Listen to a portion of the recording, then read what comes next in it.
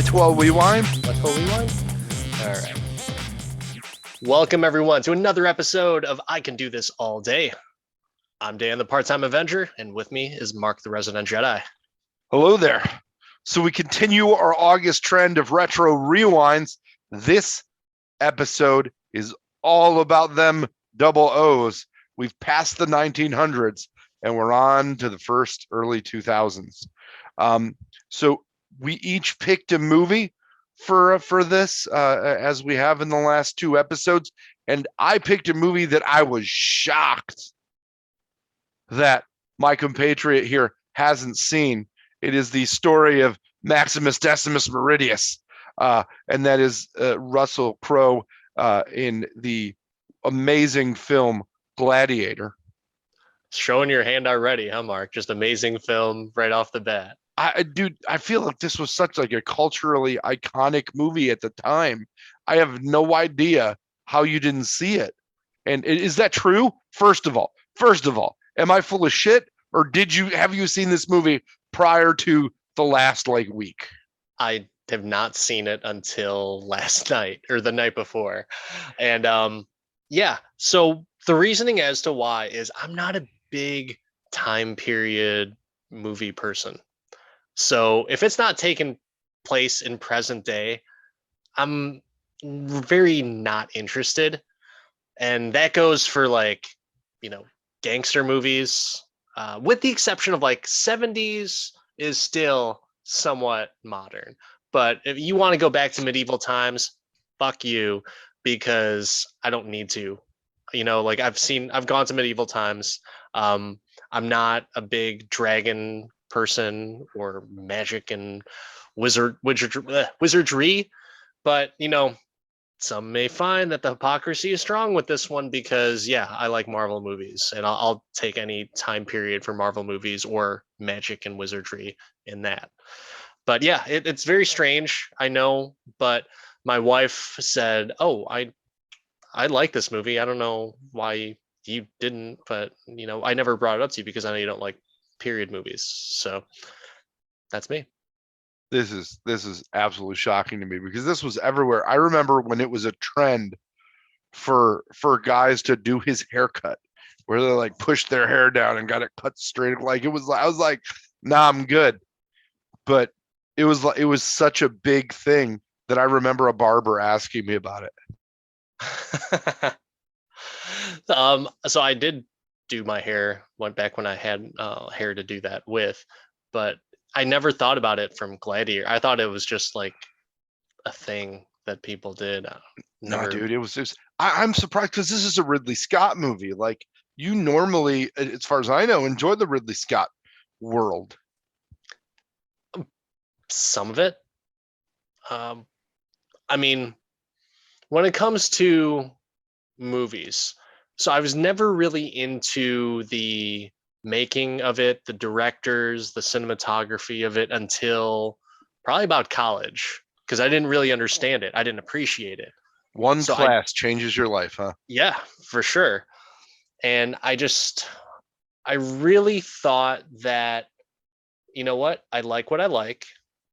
And I think this came out in high school. So at the time, the movies that I liked in high school were the high school movies. You got Can't Hardly Wait, American Pie.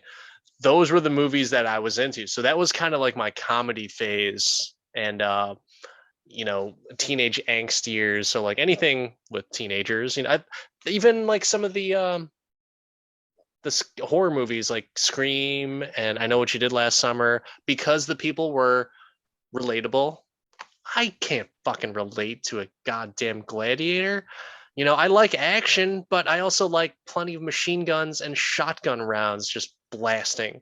So I wasn't really into the whole swordplay gladiator fights. That was you weren't into what then or now. So hang on, I got to ask the question. I got to ask two questions now, just based on your diatribe there. One, that I know that there's some listeners out there wondering, are you Game of Thrones bashing with your magic and dragons are garbage? Well, it's funny because I freaking love Game of Thrones. And The that's one of the hypocrisy things is that strong with this one. I'm telling you, man, hypocrisy is definitely strong. And for Game of Thrones, my wife was saying, you should watch it. You'll like it. And God damn it, I was sucked in and just locked in for the rest of time until the series ended, after like episode number 2.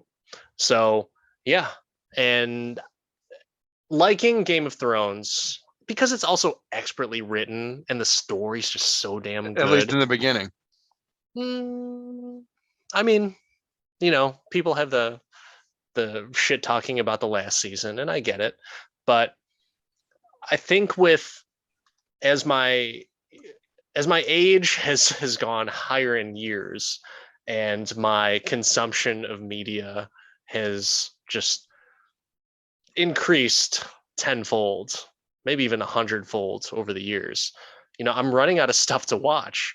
So instead of watching new movies, I'm trying to make an attempt to watch the, in quotes, good movies or hits that I have not seen for whether it's my immaturity or just lack of awareness. So this was just one of those things that I never got a chance to see because all my friends, if we ever watched a movie, it was American Pie, I Know What You Did Last Summer, stuff like that. So What about Dazed and Confused? That was a high school movie. Is that too period for you?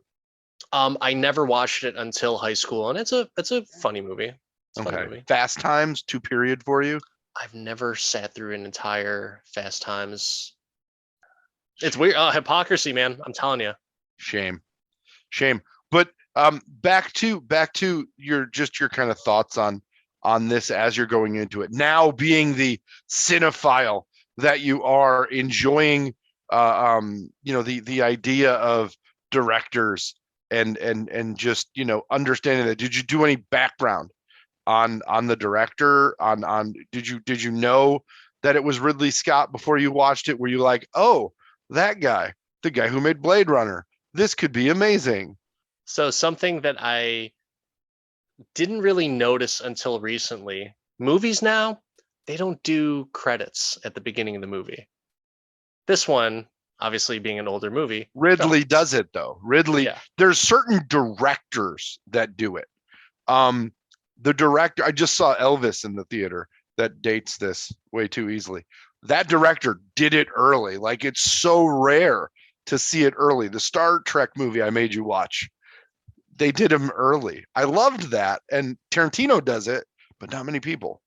But when I say that they're doing credits, I'm talking about like a long list of stuff, and so it was, I and and maybe I don't even know if it was a long credit thing at the beginning, but I did see Ridley Scott. I'm like, oh, okay, cool, Ridley Scott, and so I was excited because like knowing that I have a certain liking for directors, I was like, okay, I'm excited about this. It's got to be good. Everyone said it was good. Director's solid. The cast really good as well too. At least the top 3 builds where I'm familiar with, or I like, or at least I respect their acting. So yeah. Do you want me to give away my hand as to what I thought about this movie, like right now, or do you want to peel Well, that let's onion let's back? let's let's dig into just I mean, uh, go into the cast to start, right? Um, the top build, number one in your hearts and also in your arena, Russell Crowe in this movie.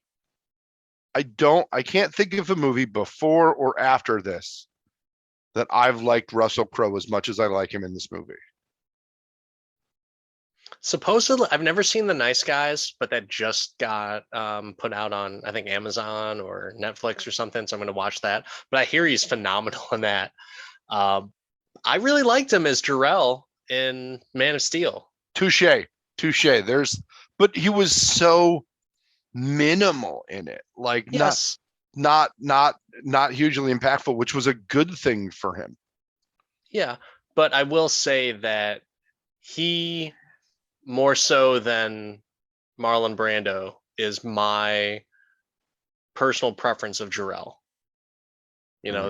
That's just one of those things where it's like, yep, He's a badass, and I'm glad that he is this badass in Man of Steel, because I always thought Jor-El is this silver-haired fuck that just gave up on his son and shot him down to earth.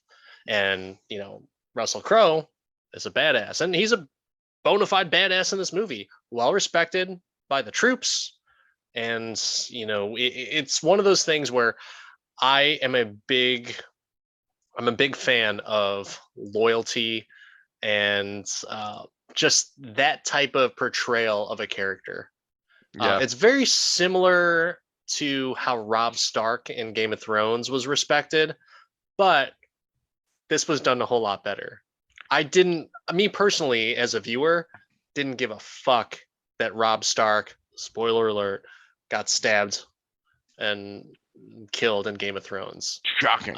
I don't. Yeah, exactly. I mean, it came out like 8 years ago, but still, I it didn't strike me that he was well respected, Robb Stark. But obviously, this guy goes into battle, he spills blood, he's himself is just glad that the battle is over, but at the same time he's checking on his men, he's concerned about his soldiers, his warriors, and everything. Yeah, that in a very short period of time they paint him to be a respectful warrior, loyal family man, loyal to the throne. And yeah, I'm all for it. Yeah, no, love it. He's unimpeachable in this film, and I will rescind my "I hate Russell Crowe and everything else" statement, because I did like A Beautiful Mind. I was surprised that he could sing in Les Mis. And one other thing that I liked him in was Mystery Alaska, which is kind of a cult classic. Oh, okay. I don't know if it's a cult classic, but yeah, 99. Not in the 2000s, so we're not going to talk about it. This opening scene, like you said, sets the stage for what is just like a grizzled war machine that all he does is just fucking you're done. It's over. Don't even. Like, he's beaten the horde, he's gotten all the revels. He is amazing in this, and this character is developed as somebody that we want to follow. And I think that is it really kind of takes the rest of the movie and sets it up to where you think that somebody's that just killing for fun or killing for sport like a gladiator would, right? He has a respect for it. The sand thing gets me, right? Like just the little things that they show him do. Yeah. Can you explain to me the sand thing? Is that something that was done by just warriors back in the day? Or I can't explain it. It was his thing, right? Okay. I mean, I don't know where it comes from, but I know that there's been like it's a baseball player thing, like they'll grab sand before they hold their bat. There's just a lot of little things, but I don't know. I don't got a good reason. Just curious. I mean, I liked it too. I just wasn't sure if I missed something in history class that's what, gladiators or warriors did. So, but yeah, no. I totally dig it. I'm down. I like him as a character. And funny enough, and maybe this is just the ignorance of me in terms of where he lived, but when they captured him and they kept on referring to him as Spaniard, I was like, huh? Is he pretending he's a Spaniard? That, because he's caught, he doesn't want to be found out as to who he really is. And it turns out like everyone knows who he is. So maybe I just missed that completely on my viewing, but yeah. Okay, I guess he's a Spaniard. Would that fly in today? I don't know. If you were making a movie now, it might be. Yeah, I don't know why they call it like he. Yeah, I don't have anything. I don't have anything for that. I mean, he doesn't. I personally thought that it was just him pretending like, yeah, I'm a Spaniard. Like, I'm not Maximus Decimus, like, but then everyone knows him as Maximus. I was like, oh, well, that kind of refutes what I was thinking before, but whatever. I'm willing to oversee that. I'm okay with not, Mhm. I'm not hung up on it at all. Yeah. Sounds like you are. Fun fact: his wife in this movie is now Ridley Scott's wife. Hmm. Um, Ridley Scott's like 80 something years old too. Ridley Scott is not a young man, but Ridley Scott is a treasure and probably terrible. But either way, moving past Russell Crowe in this, Joaquin Phoenix in this movie. I know you have like a mixed feeling about old Joaquin. It's not even really mixed. I just don't like him. He's just a weirdo to me, but he does a very good job in this role. That's one of the things that, like, God, I hate this guy, but he does this character so well because he just wants to be liked. Actually, no, he doesn't want to be liked. He wants to be loved. He's always seeking that approval from his father, from the people, from his sister. He's so desperate for it, and it's so obvious. And I can really appreciate his portrayal of that character because he does it so well.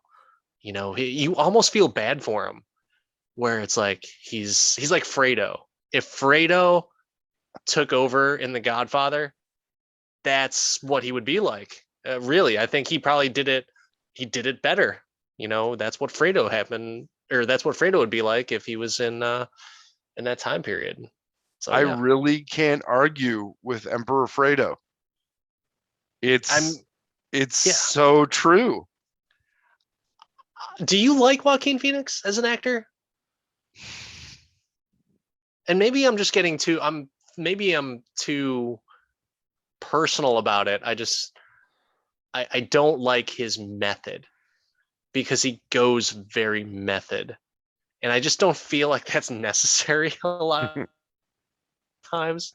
So just like Jared Leto, he's very he gets in character, way too in character. In Suicide Squad, everyone was kind of upset with Jared Leto because he would like send him pictures or gifts of like dead birds and shit for like no reason. Doesn't make any sense.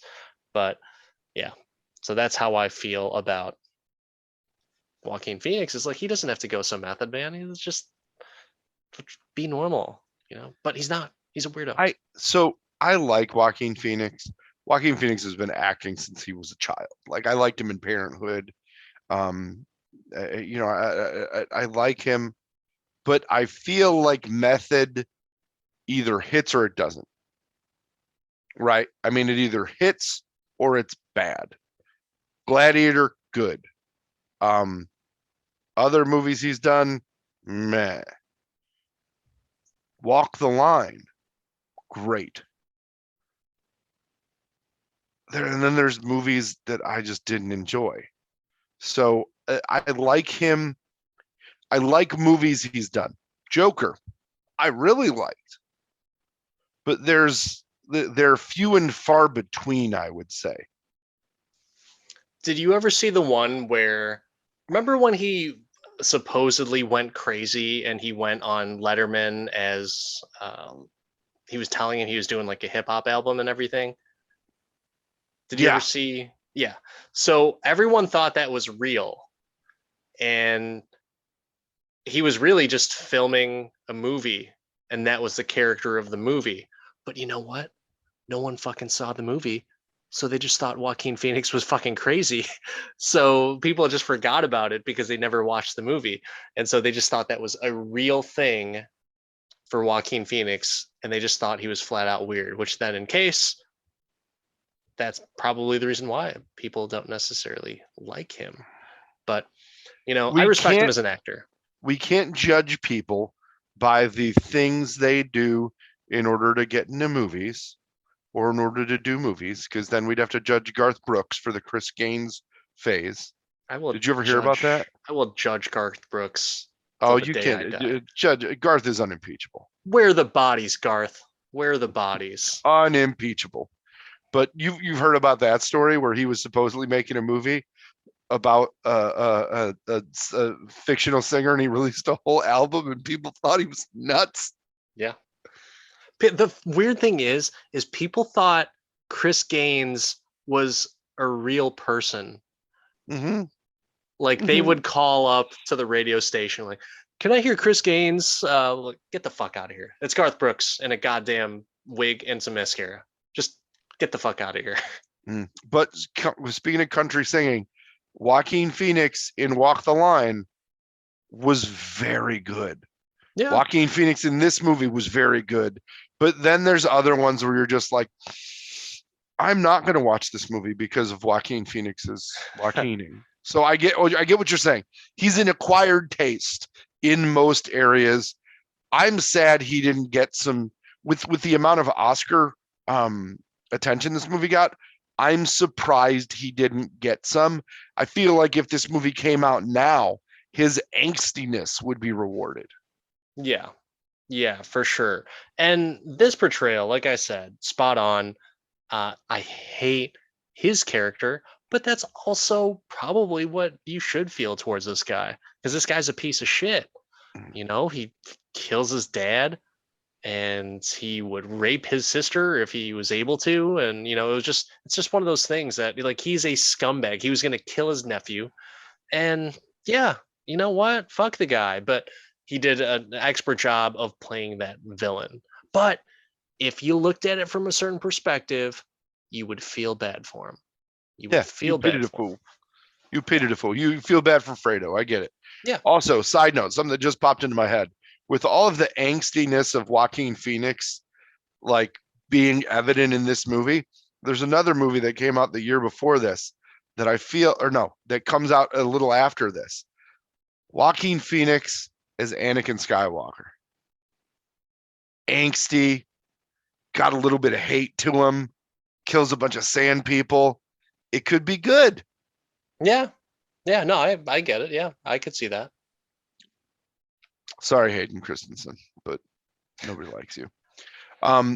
So moving on through this blockbuster cast, we can go faster now. Connie Nielsen. I like her. I just like her. There's not many memorable roles besides Wonder Woman that she's been in my opinion. But I just like her when she has a presence about her in this movie, just like she has a presence about her in Wonder Woman. So yeah, I like her. She's I thought she was really good in the role too. It's not. I thought this was not as much of a role as it could have been, right? Like they gave her a little bit, but it was still very a boys' club in that regard. And speaking of boys' club, talk to me about Oliver Reed, Proximo. So Proximo, big ass motherfucker, right? Or no, I'm sorry. You're talking about the old guy. You're the old guy. Yeah, the guy who ends up owning them. Forgettable. I mean, I just forgot who he was right then and there. But yeah, I'm not bad, not good. I'm just indifferent.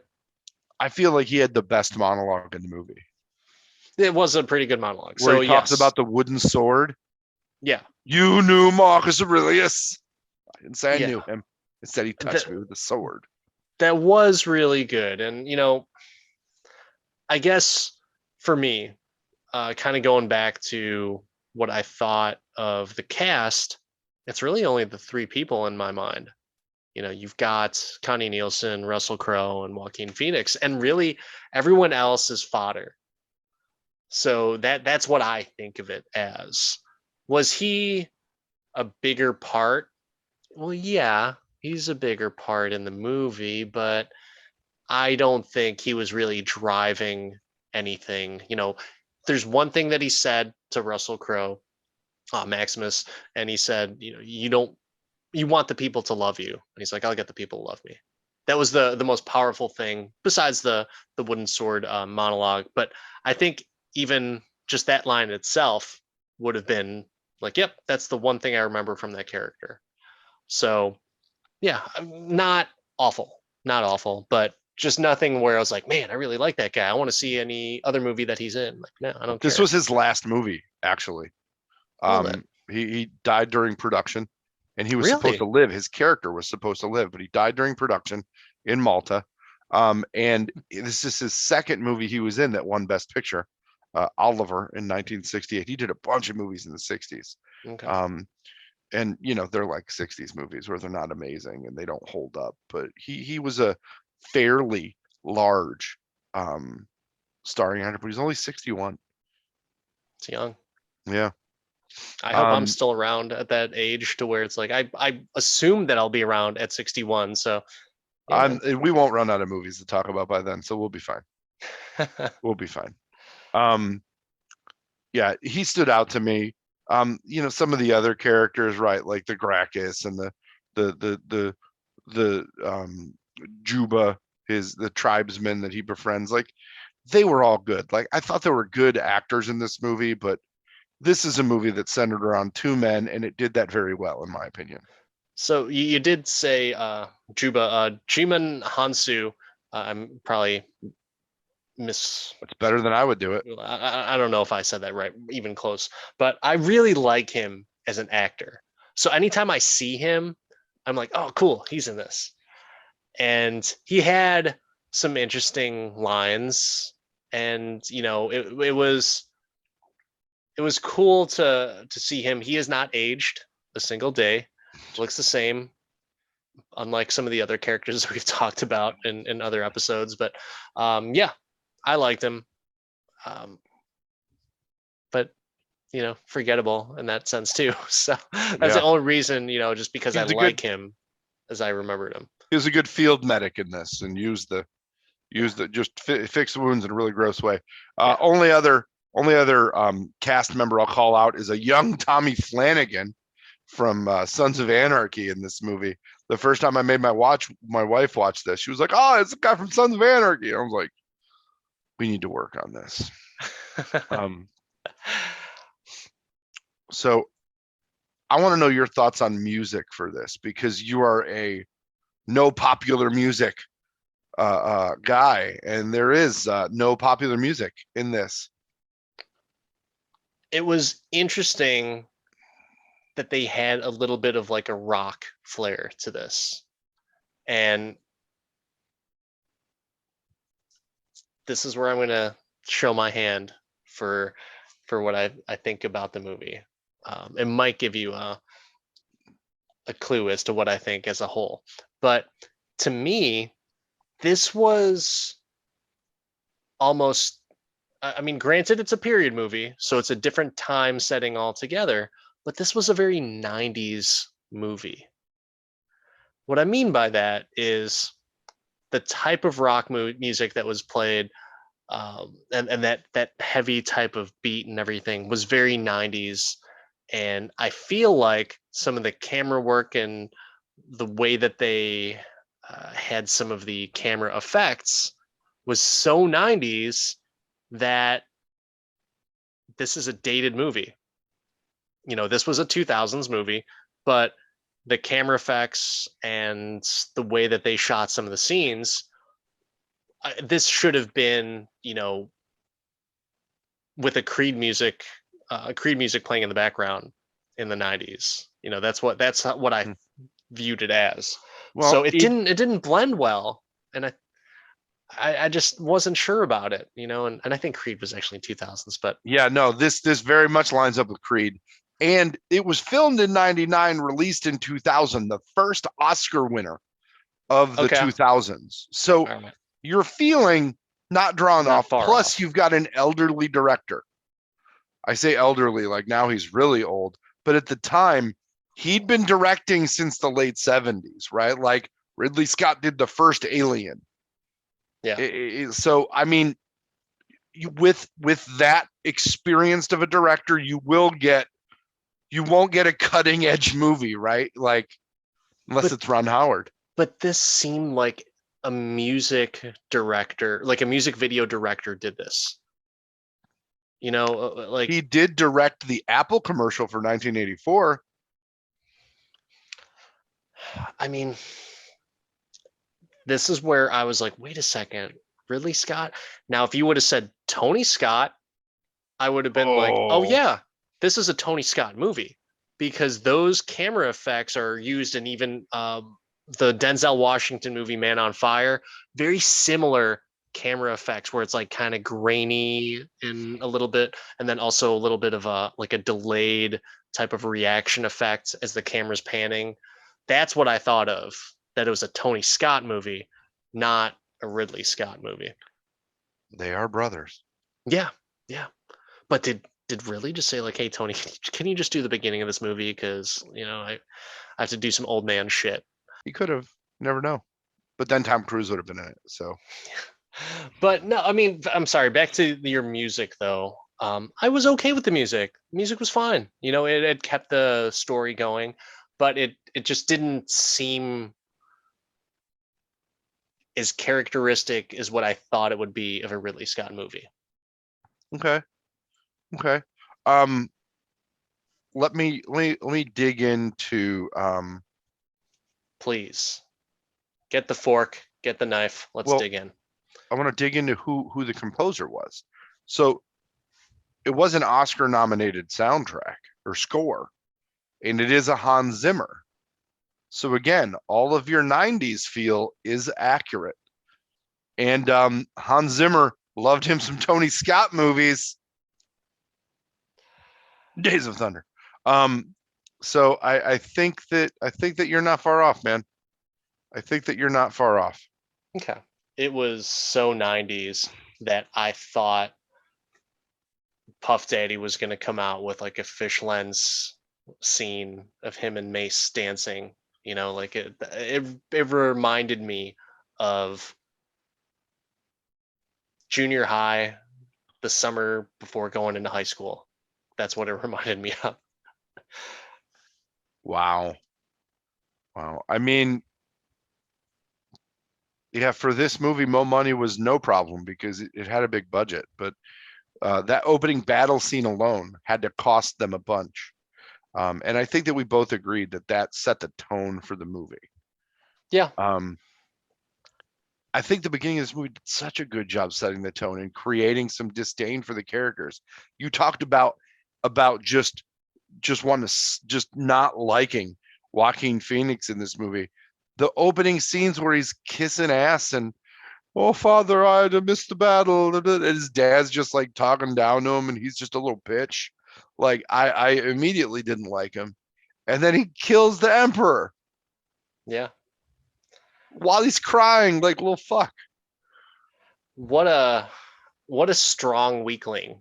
The fact that he was able to kill his father that way. Um, I have different thoughts on that opening battle. I Oh, don't think it was shot that well. Now, that type of bedlam and just sheer chaos that's happening, I feel like Saving Private Ryan did it better.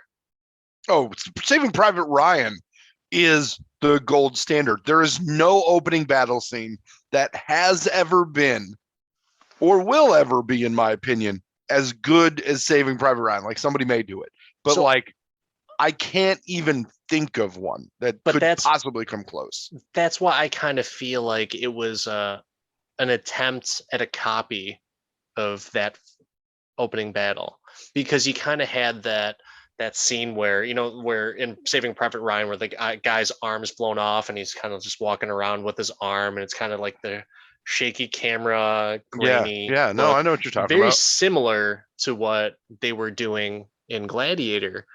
And if I wouldn't have seen Saving Private Ryan, I would have thought nothing of it. But I did, and this came out before, so I thought, did Ridley Scott just rip off Steven Spielberg? That's what I was thinking.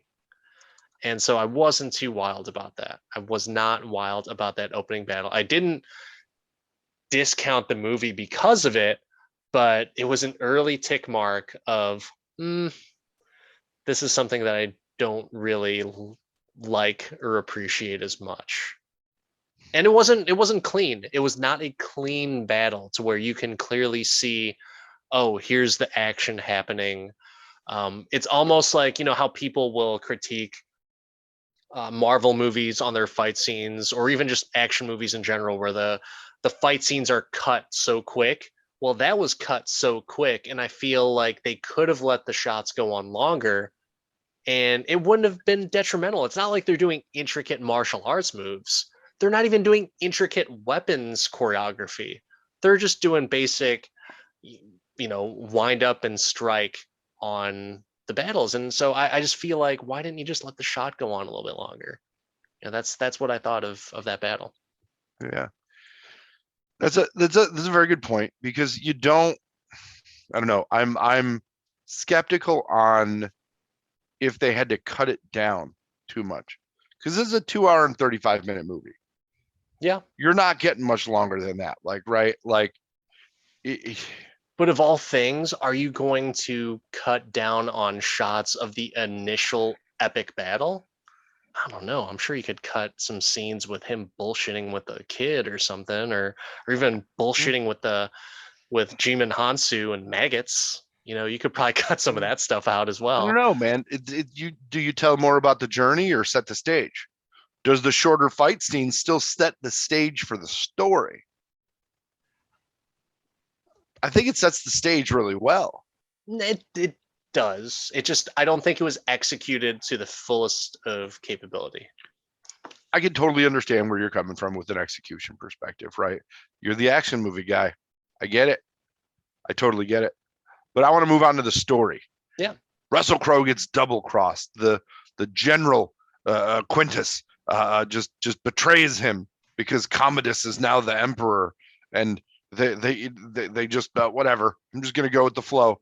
And stabby, cutty, battle. And they don't murder. He doesn't get murdered, right? When they take him out to execute him, and he gets away, but he gets hurt pretty bad.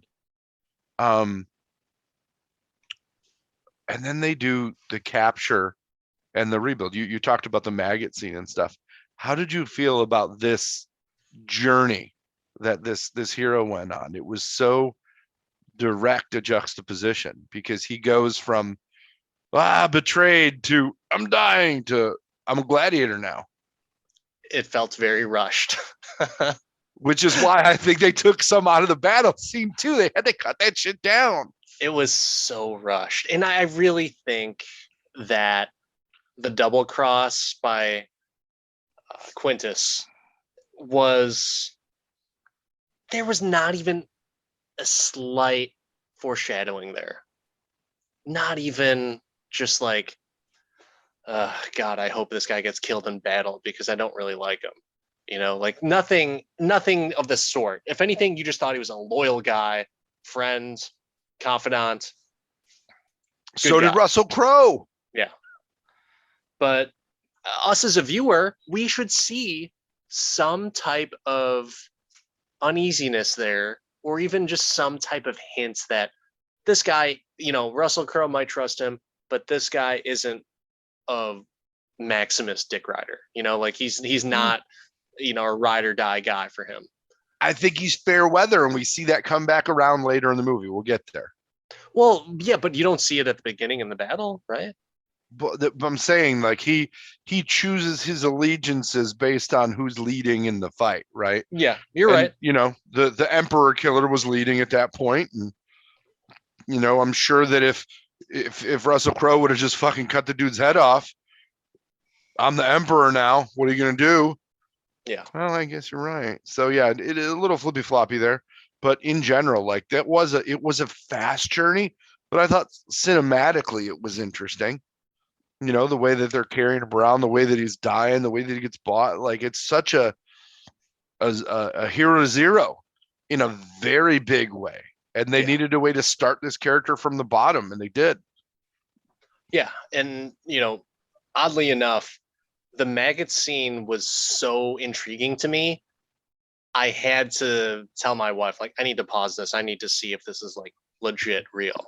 And sure as shit it is. Like they're actually used for that purpose, and it can be used for that purpose. So for all those listeners out there, all the females from 35 to 44 and the UK Germany, France, United States. You ever get a deep cut? Just throw some maggots on there. You'll be okay. Yeah. Go ahead. Let's go back to Roman medicine. It's That still is occur. They still do it today. They still do it today, and where. it's common for today. Like if you were to run into that, well, I shouldn't say common, but it You is shouldn't say common is an understatement. an acceptable way to clean your wound now. It's not refuted as a yeah, you guys probably shouldn't do that. Like, like leeches cleaning your blood, that's some bullshit. But apparently maggots, that is a legit type of not the best way to treat your wounds, but it is an acceptable way. Nice prance around. Nice, good save. Good save. So where were you at this part of the movie when you've got the hero, the fucking cold-blooded, badass general deciding, no, I'm not fighting. What are you gonna do? Confused because they kept on calling him Spaniard. That's what. So I feel like there is another hour and a half of this movie on the cutting room floor that would have explained so much more to me. I've got to think that there's some kind of distinct, like, facial features or something, like the olive skin versus, pasty ass Commodus. Like, there's got to be something physically defining that now we don't. Now we just see him as a random white Australian guy that would have stuck out, that maybe they missed in this, right? Like maybe Ridley Scott said, yeah, we're representing this well. We're representing this well, and now it's not at all. I mean, his home, as the notes that you so eloquently copied and pasted, his home is near Trujillo, and that's in today's province of Caceres, Spain. So yeah, okay. I guess if I would have known that, or if it popped up on the screen, that I would have realized that he was a Spaniard. But just like I hate it in a movie where in the credits, like Arnold Schwarzenegger is Jack, and like they never referred to him as Jack in the movie, but his name is Jack in the credits. Like, okay, what the fuck? Are you kidding me? But that's one of the things that seems like one of those oversights. Like, fuck. We have them calling him Spaniard in a majority of this movie. We probably should put something in there. Oh yeah. We'll do it in post. Don't worry about it. But then they forgot to do it, so that's where there's like that gap. So not. But that could have been a name that he adopted as a gladiator. That was his gladiator name because he's from Spain. Did you know he was from Spain? Yeah, I read the Wikipedia article, of course. Exactly. No, but maybe that's what they put in there. He wasn't. I know that in the movie he said he wasn't from Rome. He was of Rome, and Spain at that point was part of Rome. Like it wasn't a separate country. Was though. Yeah, no, everywhere, literally. I don't know. That didn't bother the Spaniard thing. Didn't bother me, not in the least. So it's just all these things adding up. But now it's bothering me because there was no Spain. Fuck you, Danny. But that's the thing. So I was going into this movie like, oh fuck yeah, I'm gonna watch Gladiator. I've heard nothing but good things about this. I've heard this movie is kick ass and it's awesome action. So I'm and I love my action, and so I'm all for it. But we've got a few strikes, or at least a few blemishes as I'm watching this movie. You've got the blemish of the action scene that seems rushed, and the action itself wasn't shot that well. You've got the, in my opinion, older, almost retro style of shooting and music being used, so the movie seems even more dated than it was. Now, granted, that's on the border of 99, 2000, so I'm willing to strike that from the record, no problem. But you have the rushing of the character of Quintus and the double cross. That's a big rush. Didn't see that coming whatsoever. No foreshadowing whatsoever. And then you also have the journey, as you love a hero's journey. That hero's journey, they're going 90 miles an hour, and they're not making any pit stops. So that's pretty big points as to why I'm starting to see some problems with this movie, and we're not even halfway in yet. So that's where I'm starting to get a little bit concerned. Yeah, no, now you've just opened up this gigantic Marcus Aurelius. Yeah, no. So Spain I was under Roman rule through the 5th century AD, and Marcus Aurelius was alive at that point. Like he died in 180 AD. So that's still, the 1st century. So he would have ruled over Roman Hispania, but it's not called Spain. And before that, it was just the Iberian fucking peninsula. God damn it, Danny. Well, now you're making me even more pissed off because, yeah, that brings the fact that why were you calling him Spaniard before Spain even existed? Because it was called Hispania. So well, Spaniard, I mean, okay. yeah, Okay, maybe. Yeah. All right, then I'm okay with that. I'm okay with that. It's still a stretch. But it's not like it was stated where he was, at least in idiot layman's terms, and not to go on a ledge here, but the people that are watching this when it first came out in 2000, they're probably not tip top in their history or geography. What do you mean the people watching it then? The people watching it now aren't. Exactly. So, but I'm just saying, there may be education in the country may have declined since the early 2000s. It certainly has. But that being said, I the can of worms I was not trying to open, but I'm just saying you can't close it now, buddy. You broke the seal. You broke the seal. I mean, apparently, I'm really good at doing that. My job always tells me like you got to stop digging into shit or asking questions. So, yeah, this is in my fun hobby life. Apparently, it happens too. It's just how I am. I think that I overlooked the Spaniard thing, right? Because and that's I don't okay, know. Though. I don't know how he got the name.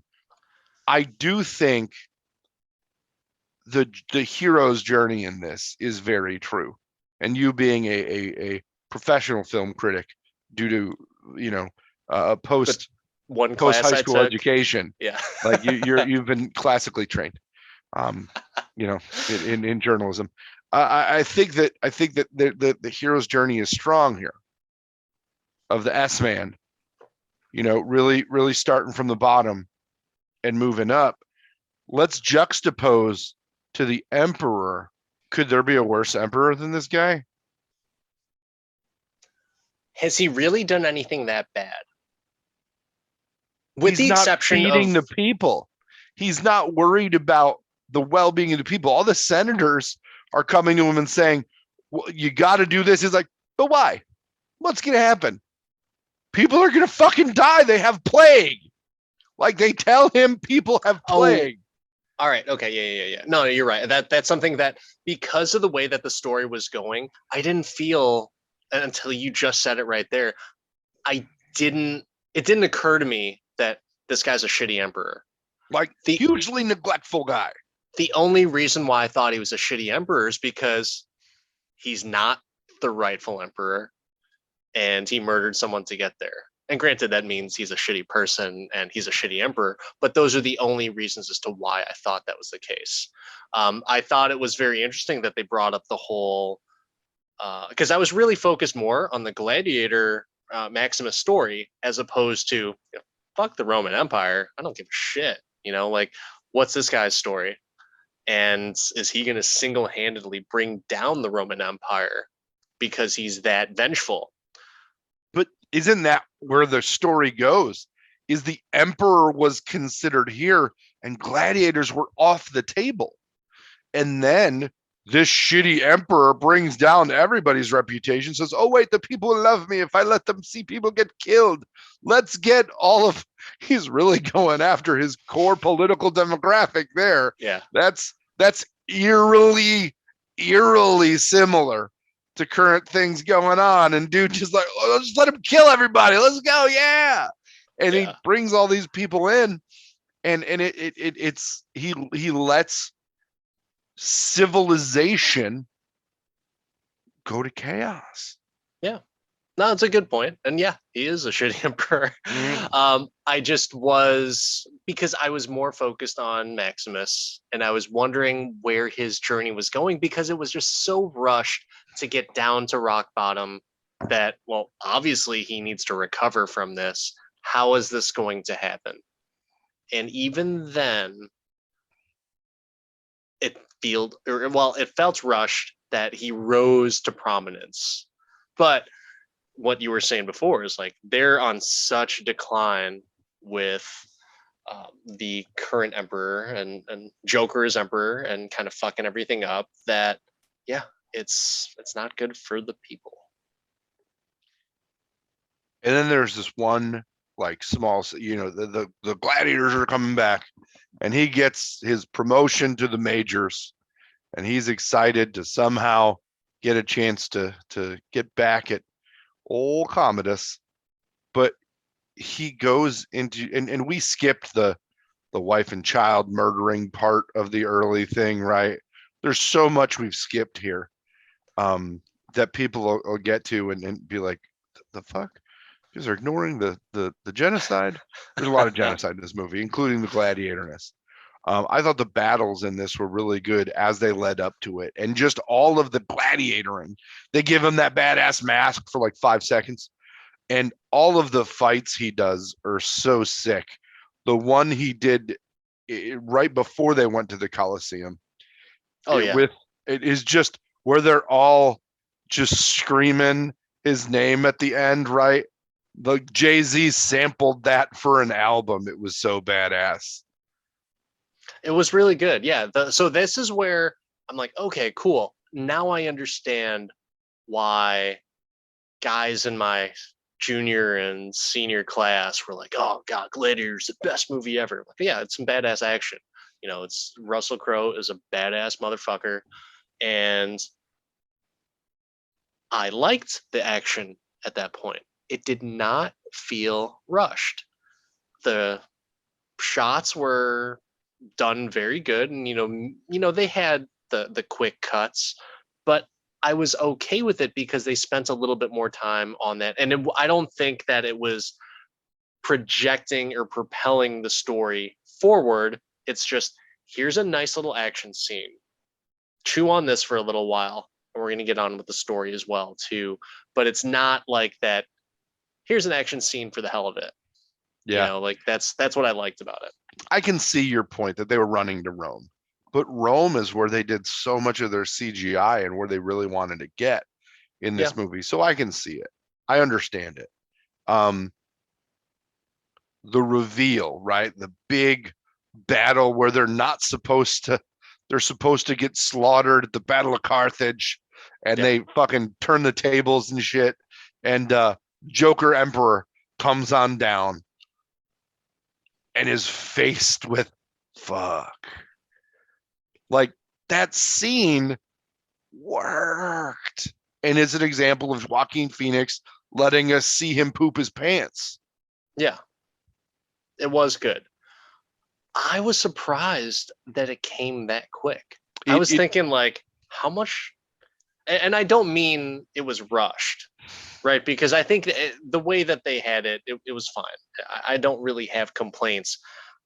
In my head, I was thinking, this guy is going to fight in small little gladiator fights, and then he's going to fight a little bit at the Coliseum with his Magneto mask on, and then he will have one showdown with Commodus once he reveals himself. Because once you reveal yourself, that's it. Everyone knows who you are. Mm-hmm. So they're going to be like, well, wait a second. Why is he a gladiator? He was one of the best generals. that's where it didn't add up to me. So I was okay with it, but it was one of those things where it's like, I'm having a little bit of an issue, and there's a little bit of a blemish there for me. Where did you watch this movie? I watched it at home. I mean, what service did you use? Whatever, it's on Netflix or Amazon, one of the two. Okay, because there's two cuts of this. Okay. One of them is 235. That's the theatrical, and then there's a 250 extended cut that's out there. Now, I look at this movie, and you know, it I think just by fact of what it is, you get comparisons to the only other Gladiator themed movie that I can think of that was huge ever, in Ben-Hur, right? The old Kirk Douglas Ben-Hur. Yeah. Or Charlton Heston and Kirk Douglas, right? Ben-Hur. Charlton Heston. Charlton Heston was Ben-Hur. Yeah. You're thinking Spartacus with Kirk Douglas. I'm thinking Spartacus with Kirk Douglas. So Ben-Hur was 3 hours and 32 minutes. One of my very first VHS videotapes that I owned, by the way. I'm surprised it wasn't a double. Spartacus. It was a double. Yeah. Okay, there you go. Spartacus, which is the Kirk Douglas, Laurence Olivier, Tony Curtis, that was 3 hours and 17 minutes. I think Gladiator could have been a 3 hour plus movie and still gotten it done, given those older movies definitely moved slower. But yeah. I think you've made a point today that it could have been an epic fashion movie. But you don't really see 3 hour plus movies anymore. Yeah, they're definitely cutting back on that, especially because of television. You know, if they want to do an epic, they'll just go straight for like a TV series. And it's very rare that you're going to see some of those. Even like Marvel now, they're cutting back on time on their movies as well. You know, they're kind of keeping it pretty close to the 2 hour limit as opposed to flirting with 3 hours. Like Batman, for example, 3 hours for the Batman. What the fuck? That was long. I never thought, if you would have told me 20 years ago, like, by the way, we're going to have a 3 hour Batman film. Like, well, you're full of shit. There's no way that's going to happen. 100 minutes tops, you know, action packed, bat nipples. That's it. Let's do this. Yeah. I mean, when you look at movies that are that long, they're epics, right? They're Endgame. They're Lord of the Rings, Return of the King. They're Titanic. But this is such an epic movie that I almost wish it was longer, just for that reason. You know, it definitely, I think it could have held. I definitely think it could have held. I'm assuming I saw the theatrical version because I don't think that they would have the extended version on Netflix or Amazon or whatever I watched it on. It's on Amazon. Okay, so it's on Amazon. That's how I watch it. I think it might just be buy and rent. I think the extended version might just be buy and rent. Okay. Yeah, because I definitely did not watch a 3 hour movie. A 2 hour and 50-minute movie? Yeah. Yeah. The one you watched is 234. That one is viewable with Prime. Okay. But I think that's a you know, a note. Like they could have spread. Even Braveheart is 2 hours and 57 minutes. Like that's still like almost a 3 hour movie. So I think you bring up a very good point that I've never even thought about with this movie because it was long enough, right? Being 2.5 hours. Like it could have been longer and I bet it would have been okay. At that time though, that was pretty rare to have anything over 2 hours and 30 minutes. Yeah, like I said, Titanic is one of the only ones like around it that I can think of. You know, I mean, it's there's not a bunch. They have to be epic. Endgame got a lot of shit for being that long. Wolf of Wall Street's 3 hours though. That felt not 3 hours. But in general, it's very hard to make a movie that long and make it good. And to your point, to get it in its TV and its number of plays you can get in a cinema in a day. It's a screen thing. Which was one of the fights that happened with the original Godfather movie about it being so long. But yeah, this movie was epic, and I think it could have held up to that time. Yeah, and you're right, sure. they could have added more. But man, the way that they did it, the fights, the everything, I'm almost glad there wasn't as much politics in it. It definitely was a testosterone movie of just like kill it, kill it, kill it. Like, let's go. Yeah. So with the whole dynamic between Maximus and Commodus, the whole "don't turn your back on me." When I first saw him turn his back, I was like, "Oh shit! Oh god!" So I know, I was excited. Yeah, I thought it was gonna pop off right there, and it didn't. It was just like, huh. All right, so they're going to draw this out a little bit, which I don't know why, because they were perfectly fine rushing to get there and do everything else very quickly. Would you have rooted for Joaquin Phoenix to die as hard as you rooted after they did the setup for the final fight, where he was such a giant asshole that he injured him and basically killed him before the fight? Yeah. Like, totally stacked the deck. Yeah, it was. But the thing is, he seemed, in my opinion, when I was viewing it, he seemed to be a credible fighter without having to injure him. He seemed, because he was taking on like 3 guys. He was right? 3 guys who knew he was the fucking emperor. He was a coward. So it was just more of like him showing off and kind of just, walking the, like, kind of peacocking, right? Is that what you're saying? Yeah, like, basically. If seriously, if you're a soldier and you cut the emperor or the emperor's kid, you think that's gonna go well for you. My viewing of it though, I thought like, wow, they're doing pretty heavy contact. So I thought, okay, he's kind of a badass. So they're kind of setting this up as he will be a formidable opponent for Maximus. Formidable, but he's fucking Maximus, and he's fucking husband to a murdered wife, a father to a murdered child, and he will have his fucking revenge. He's at 11. He's at fucking 11.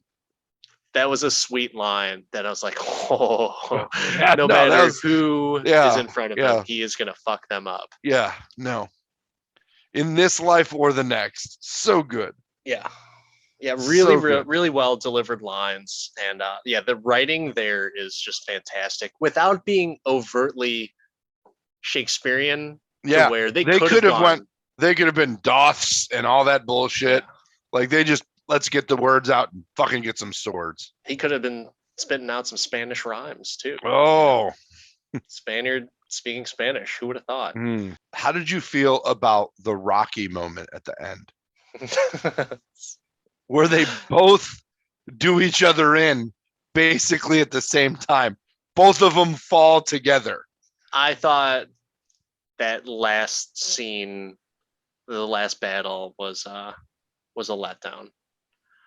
I feel like Commodus should have beat his ass even more, and then he digs in deep, and then maybe they play that line again, whether it's just in his head or he says it and he's all like bloodied and out of breath, and he delivers that line again, like, I told you I'm a husband to a murdered whatever, right? And then he says that, and then Commodus just gets cocky, and then that's where Maximus gets him. He catches him at a moment of weakness, because it's that shock and determination, the sheer fucking will, the gladiator to win.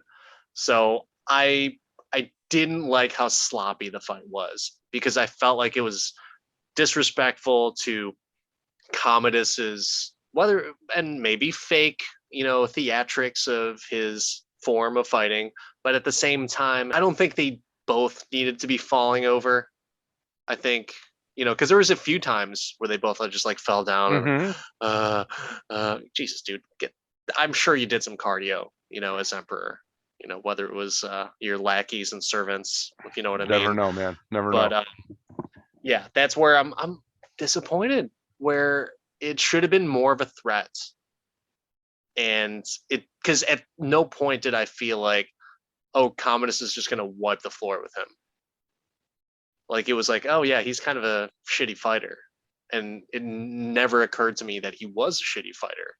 Shitty person, but he seemed pretty acrobatic and athletic. So I figured he should have been kicking some ass a little bit more before he started falling down and getting stabbed and shit.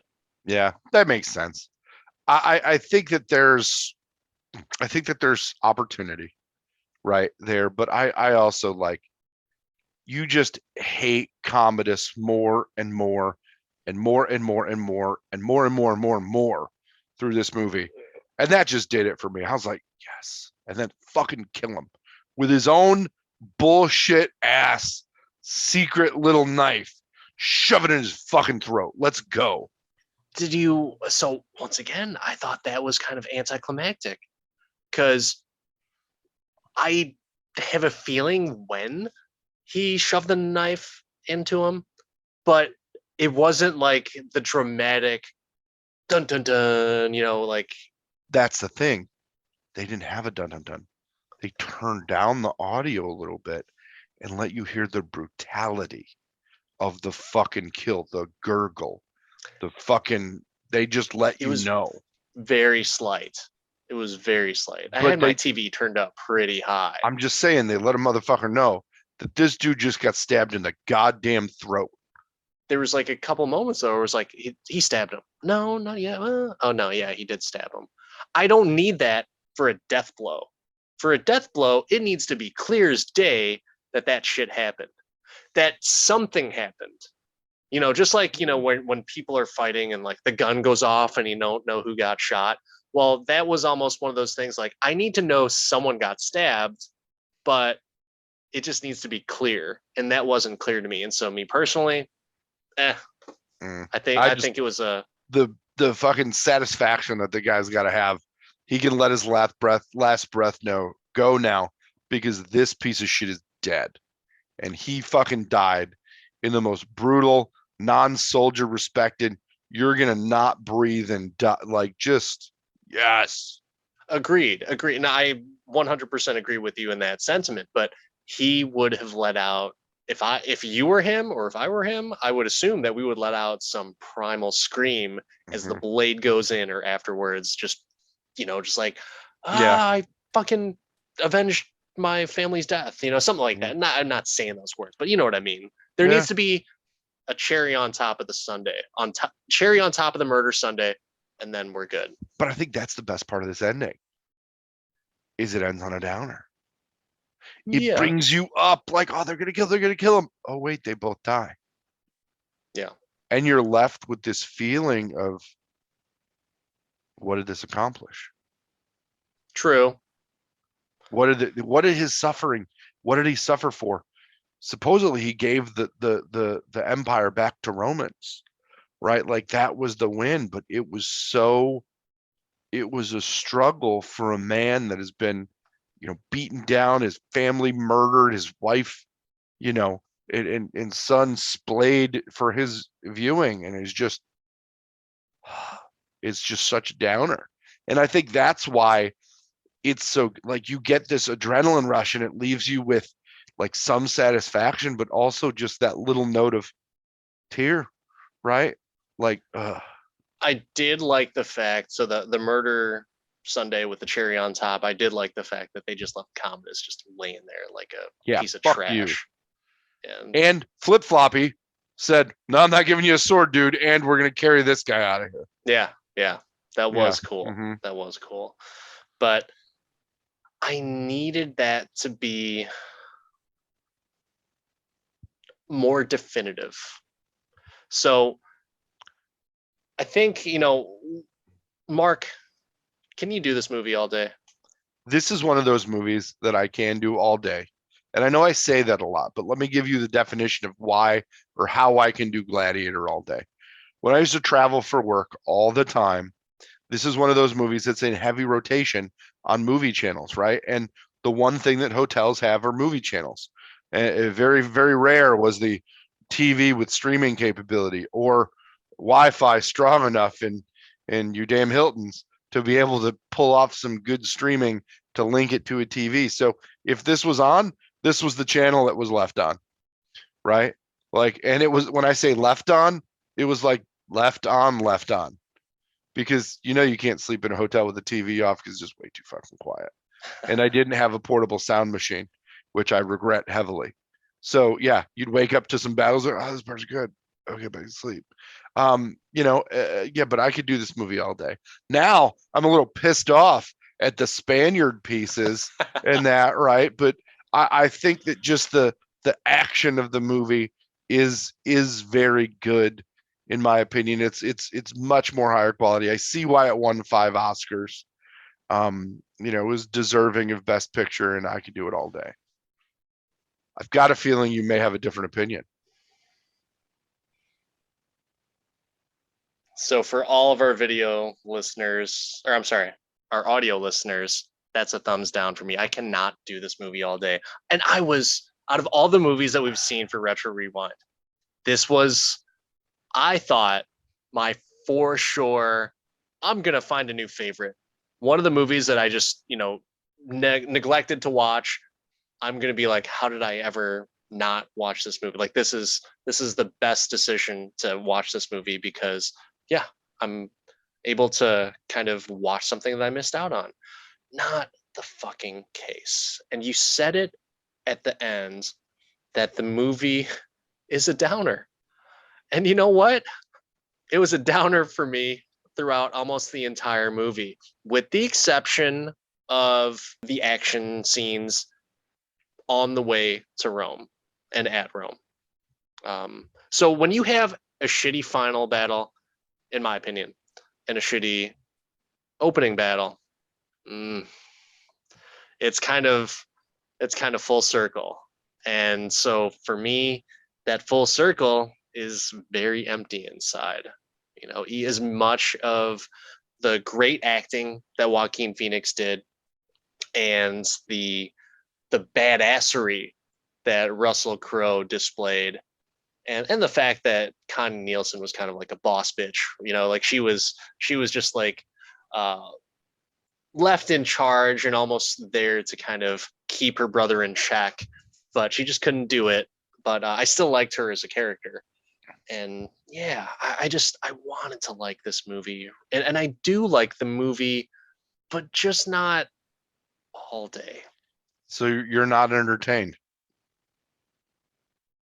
I found myself just having more critiques about it, and I didn't want to.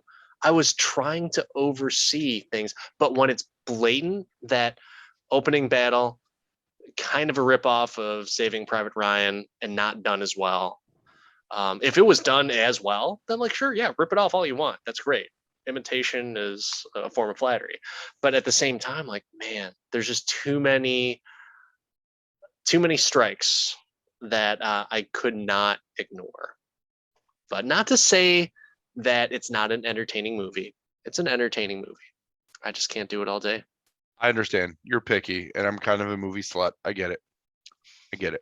Well, I guess that concludes our conversation on Gladiator, and I'm excited to move on. But we're gonna take a little bit of an intermission here, and we're gonna be back with part 2 or movie 2 of our retro rewind. I somehow got to pick 2 movies this time, and I'm really excited that I did. And that movie coming up in a minute. All right, everyone. Part 2 of the Retro Rewind episode, and we are talking about Shaun of the Dead. Mark, why don't you sprinkle a little salt on this and tell us what type of flavor we're in for? Well, we're in for a little bloody flavor in the campiest of campy ways. You can't talk about a Simon Pegg, a Nick Frost movie without talking about the director that touches most of them. So I got to ask you, as the non-connoisseur in this area, how many Edgar Wright movies have you seen? Like, where are you at? Did you even know the name? So I knew the name Edgar Wright when he was attached to Ant-Man. That's the only Oh, reason I knew it. So I wasn't, when I was watching movies when I was in college, high school, with the exception of Tarantino, I was never really into like directors. Scorsese knew a little bit, Coppola, yeah, sure. But mhm. I didn't really pursue or really was interested in movies because of the director. So this was kind of an interesting, like, oh yeah, Edgar Wright, from who was supposed to direct Ant-Man, and he did these movies. So I saw Shaun of the Dead was the first one that I saw from him, and I saw Baby Driver. Really liked that movie. That was a sweet ass movie that I might say that that's my favorite Edgar Wright movie. But and then I saw Hot Fuzz. I did not see World's End, but I've only seen a handful. But I like his Brit style. Like I like the way that he captures it. But Baby Driver wasn't necessarily a Brit style type of movie, but it was very well paced, well shot, interesting cinematography through everything. So yeah, I was I was pretty down for. I did see parts of Scott Pilgrim, and so I thought his overall style. When you take a look at his entire body of work, it's very different but same. Like you have those interesting narratives, you have the interesting shots, but Baby Driver is much different than Scott Pilgrim.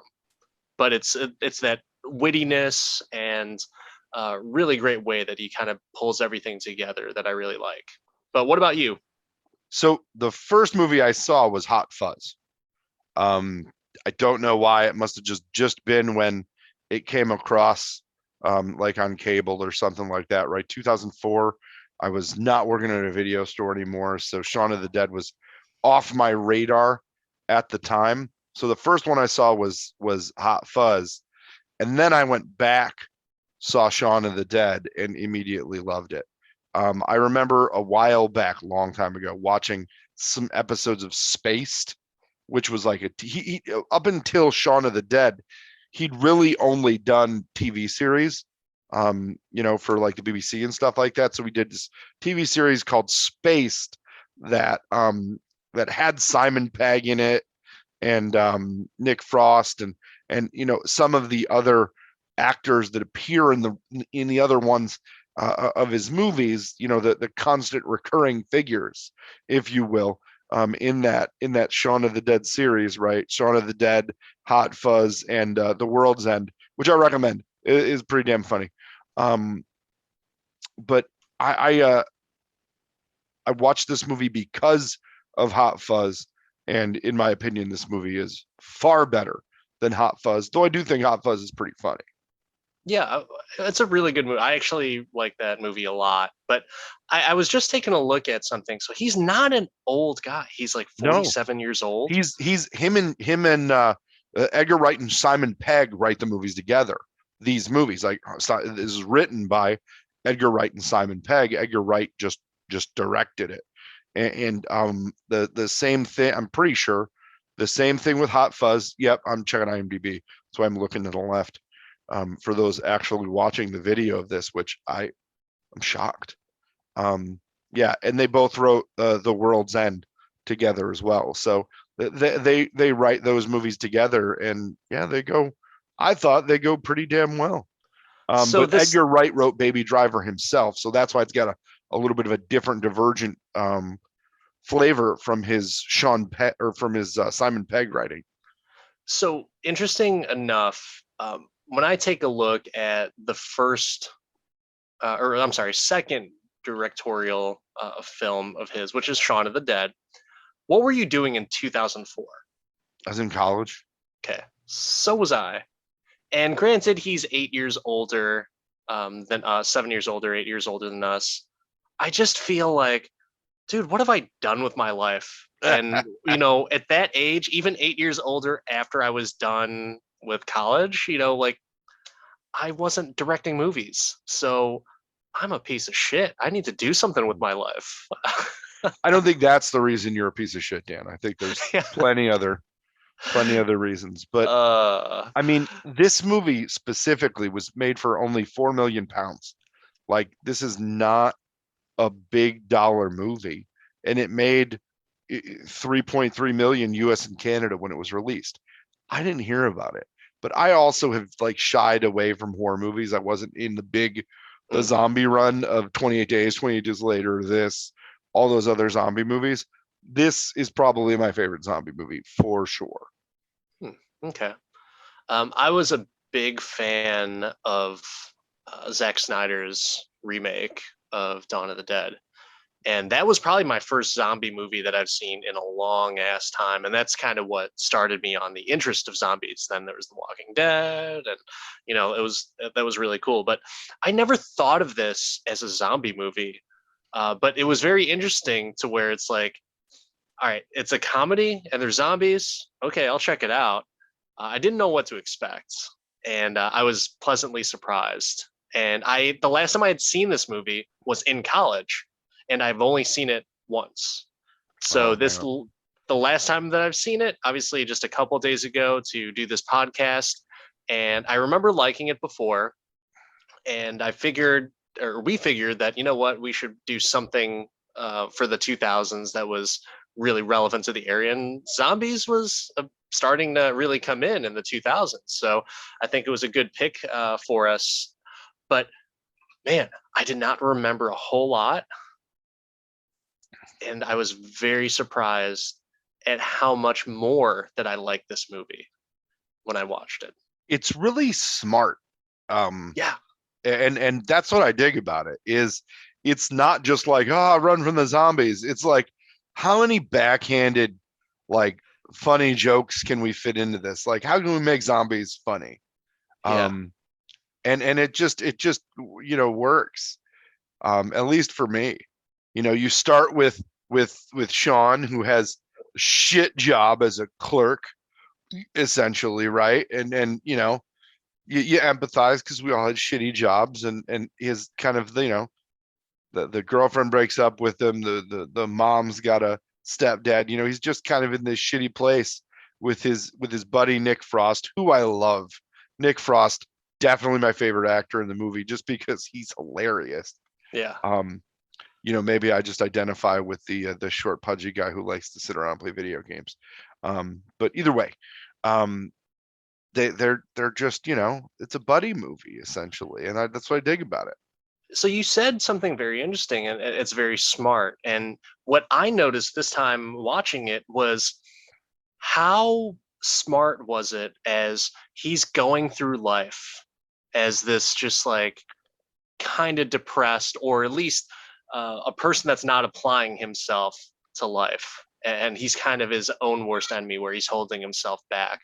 But that first scene when he's walking to work and everyone's already a fucking zombie. He's a zombie, really. He's just trudging to work, not kind of really paying attention to a whole lot. And kid playing soccer in his own world, and everyone else just kind of doing their daily routine. So that was kind of a nice, clever way to be like, hey, yeah, you know, he's already among the dead because we're just fucking working ourselves to death, or we're a slave to our routine. So it was pretty awesome.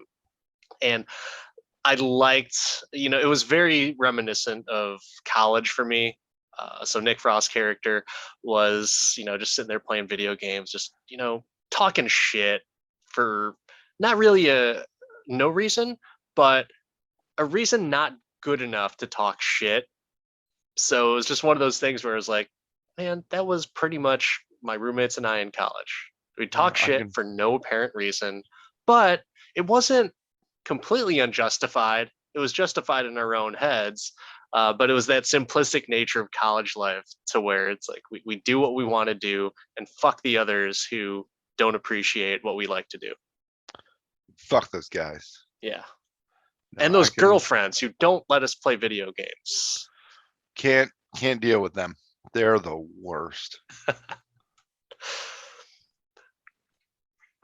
I again, I think this movie is awesome in many ways because of that. They get into The ancillary characters, and you know, Simon and Nick carry the movie in many ways. But there are some nice little cameos.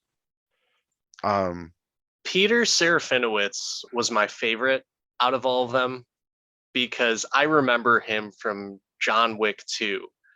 He was the sommelier for John Wick when he goes to the hotel, the Continental in Italy. And so I was just like, oh my God, he's in this movie. And I just like the way he carries himself. And there was another movie that I was watching with him. I think it was, what's the Vince Vaughn one? Is it Couples Retreat? Where they're, Yes, yeah, we he's playing play like at Guitar expert Hero. level. Yes, it's just he's such a fun guy, and he's just always so funny the way he carries himself in every movie that he's in. So I know that's like a very minor character for everything, but he's one of those people that are just like, he likes Shaun, but he thinks Nick Frost's character, is a fucking idiot. And like, why is he living with us, and why doesn't he pull a little bit of weight around here? Yeah, I think there's a lot of good people like that in there that are in some things, but not a bunch. Like Lucy Davis, who was in the original British Office. Was she? Oh, I Yeah, knew she looked familiar. yeah, she was in the original British Office. I have to ask, is the British Office better than the American Office? The first season, yes. Well, there was only like 6 episodes, right? Right. No, I enjoy Ricky Gervais in general. So the first season, yes. And it's only because they went shot for shot. Yeah. Yeah. But after that, Steve Carell grew on me. But Steve Carell trying to be obnoxious like Ricky Gervais is nails on a chalkboard to me. But once Steve Carell got his own feel, then it was good. The episode that did it for me, the episode I'm like, okay, I must really like this show now, is the one where they go to the bacon episode. The bacon episode won me. Right. That was the Okay. first one. I'm like, okay, I'll watch this. But the really over the top one was when he has Pam and Jim over to his condo with Jan and his like Yeah. 8-inch plasma screen, and they Yeah. get into the whole fight, and it's just like it's so good. And then it just rockets past. So yeah, no, I'm a fan. Okay. But in general, I like the British Office, but I like it for the cringiness of it. I like the American Office for the love, right? Yeah. Fair enough. You feel God in that Chili's. Yeah. It is definitely more of a feel good series for sure. When the British one is just cringy. Yeah. Oh, and there's plenty of cringy moments. Dude, you can't make The Office. You can't do The Office anymore. I really don't think you can. I feel like there's just way too much stuff that you can't even joke about anymore. So I think that The Office lives. yeah. The Office lives. Absolutely. Those people are still there. They're still there. You could do The Office. I don't know. They could know. reboot The Office in a second and do another season and do the same jokes again. Okay. All right. At least I think. I don't know. I haven't been in an office in a minute, so who knows? True. You could do the virtual office, which would be amazing. Fucking A, man. Let's just, you know what? Let's just get this rolling. Anyone who wants to be cast in our virtual show, virtual office, then yeah, let's do this. Yeah, we'll just shot for shot the British Office again. Lucy Davis, who's Diane, from The Office. I really liked Liz. Kate Ashfield is Liz. I just something about her. I don't know if it's just because it's a 2000s trope of the girlfriend who wants more out of the boyfriend, but she's really not that much of a bitch. She likes him. It's just her friends are what's really pushing her to not like him. Yeah, she's got douchey friends. Yeah. You could tell it was their idea. Yeah, I did like the fact that with David, Dylan Moran's character, how Simon Pegg's just like, he knows that he's in love with her, and he's just trying to shrug it off throughout the entire movie. He's like, no, what are you talking about? It's just my friend. Like he just got friend zoned so hard. And even my son, so he's starting to pick up some of the phrases that we use and everything. And he, he kind of said it where he wanted to make the proclamation, but he wasn't sure that he was right. He's like, friend zoned? And he looks at us, we're like, yeah, actually, you're right, buddy. It's exactly what it is. Good for The you. contextual use. Excellent. Congrats on the Amazing. third grade know-it-all. It's a nice parenting moment for us that he knows what the term friend zone means. That's amazing. I also love Bill Knightley, mostly because my wife has made me watch Love Actually like more times than I would like to admit. I've never seen it. My Oh, wife likes that movie. I've never seen it. oh man. Christmas episode. Ay, Hey, ay. your wife will be happy, dude. Just make the wife happy. We could watch Elf and Love Actually and just get it out of the way. I'll watch one of those movies. You haven't seen either one of them? No, I said I would watch one of those movies. I've seen Elf plenty of times. Love that. But yeah, Christmas is. I think we need to have a Christmas battle of Game on. the true Christmas movie, and whether We it's can watch Die Hard. It's okay. Die Hard or Lethal Weapon. What's the better Christmas movie? Trading Places is the better Christmas movie. Dude, you need to stop with this Dan Aykroyd bullshit. I can't.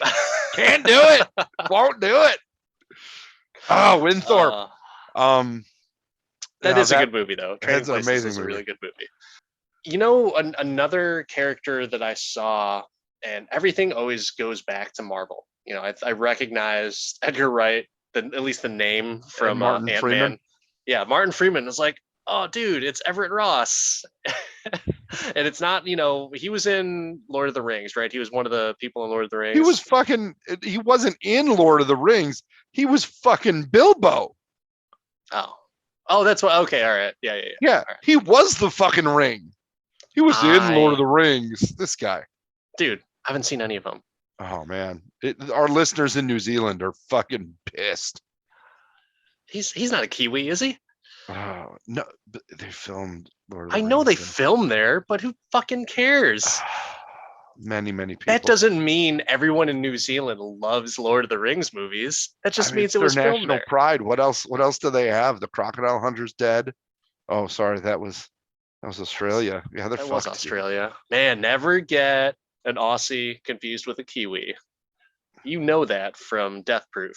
So go down that list of characters, because for me, it was a nice ensemble cast, but it wasn't a bunch of people that I really knew, but I thought that everyone kind of played off each other very well, and they were funny. They were just flat out funny.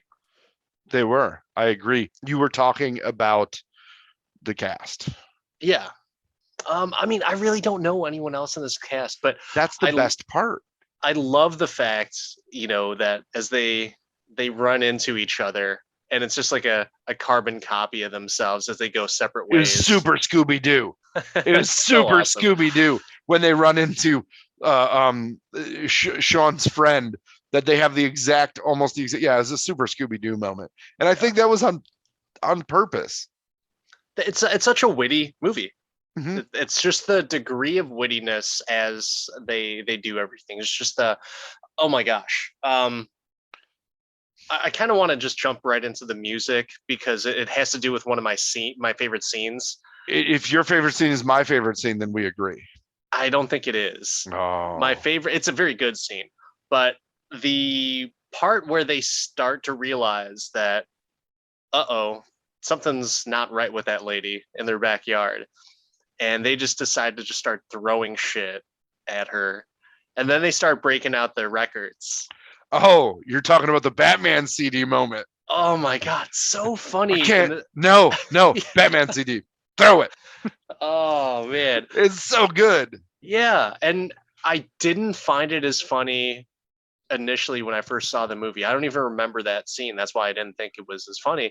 But this time around, I was just like, this character of Shaun he's that much of a preservationist of music and memories that you like. It seems to me, and maybe it's me projecting a little bit, like it just seems like he wants to have a good time and he wants to hold on to good music, good memories, just fun.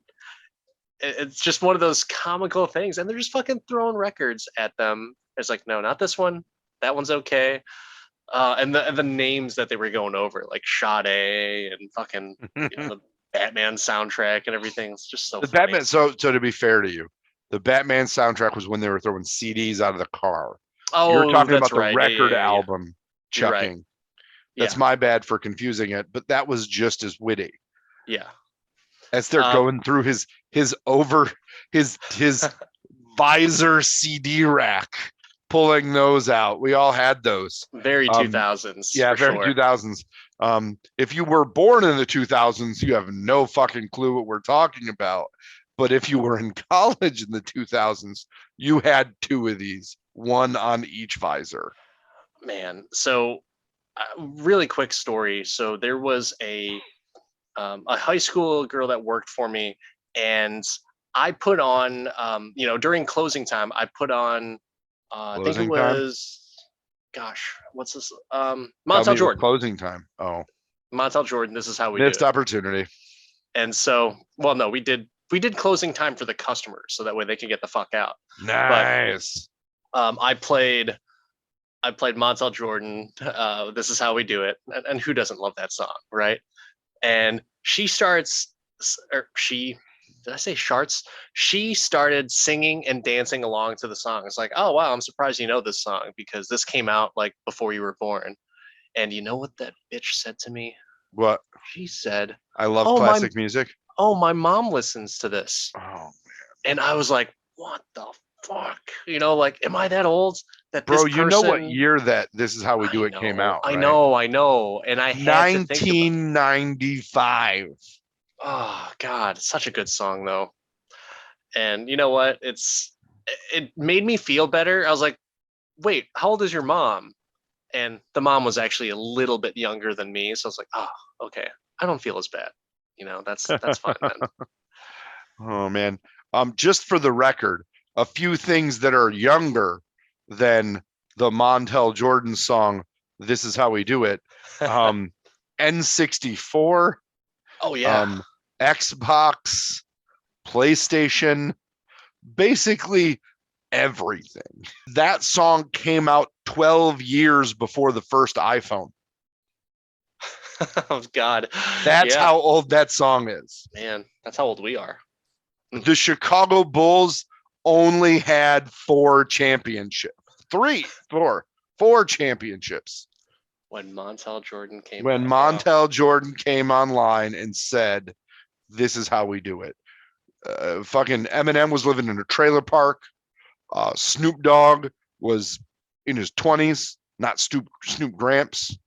I'm trying to think of other things. Kanye West was working at the fucking Gap, probably not even old enough to work at the fucking Gap or spit shit through a wire. OJ was innocent. Like Kim Kardashian's dad was alive. Like all these things. So many things. Oh, that's so great. And just to be, I'm dead on with the OJ case because that case was resolved in October of '95. So maybe that's what Montel Jordan was singing about. I don't know. Such a great time. Here we are reminiscing about the 90s for a movie in the 2000s, but hey, it's all good. It's Or as all good. the kids today call it the 1900s. Fuck them. Kids. Damn. If you're under 20 and you're listening to us, fuck you. Yeah. First off, hey, thanks very much for the support. Yeah. But also, like and subscribe. Share it on your TikTok, bro. But also, fuck you. Fuck you. Oh man. You know what? We're going hard on this episode. Dude, we're doing hard, personal attacks. Hard Zennial hate. Hard Gen Z hate.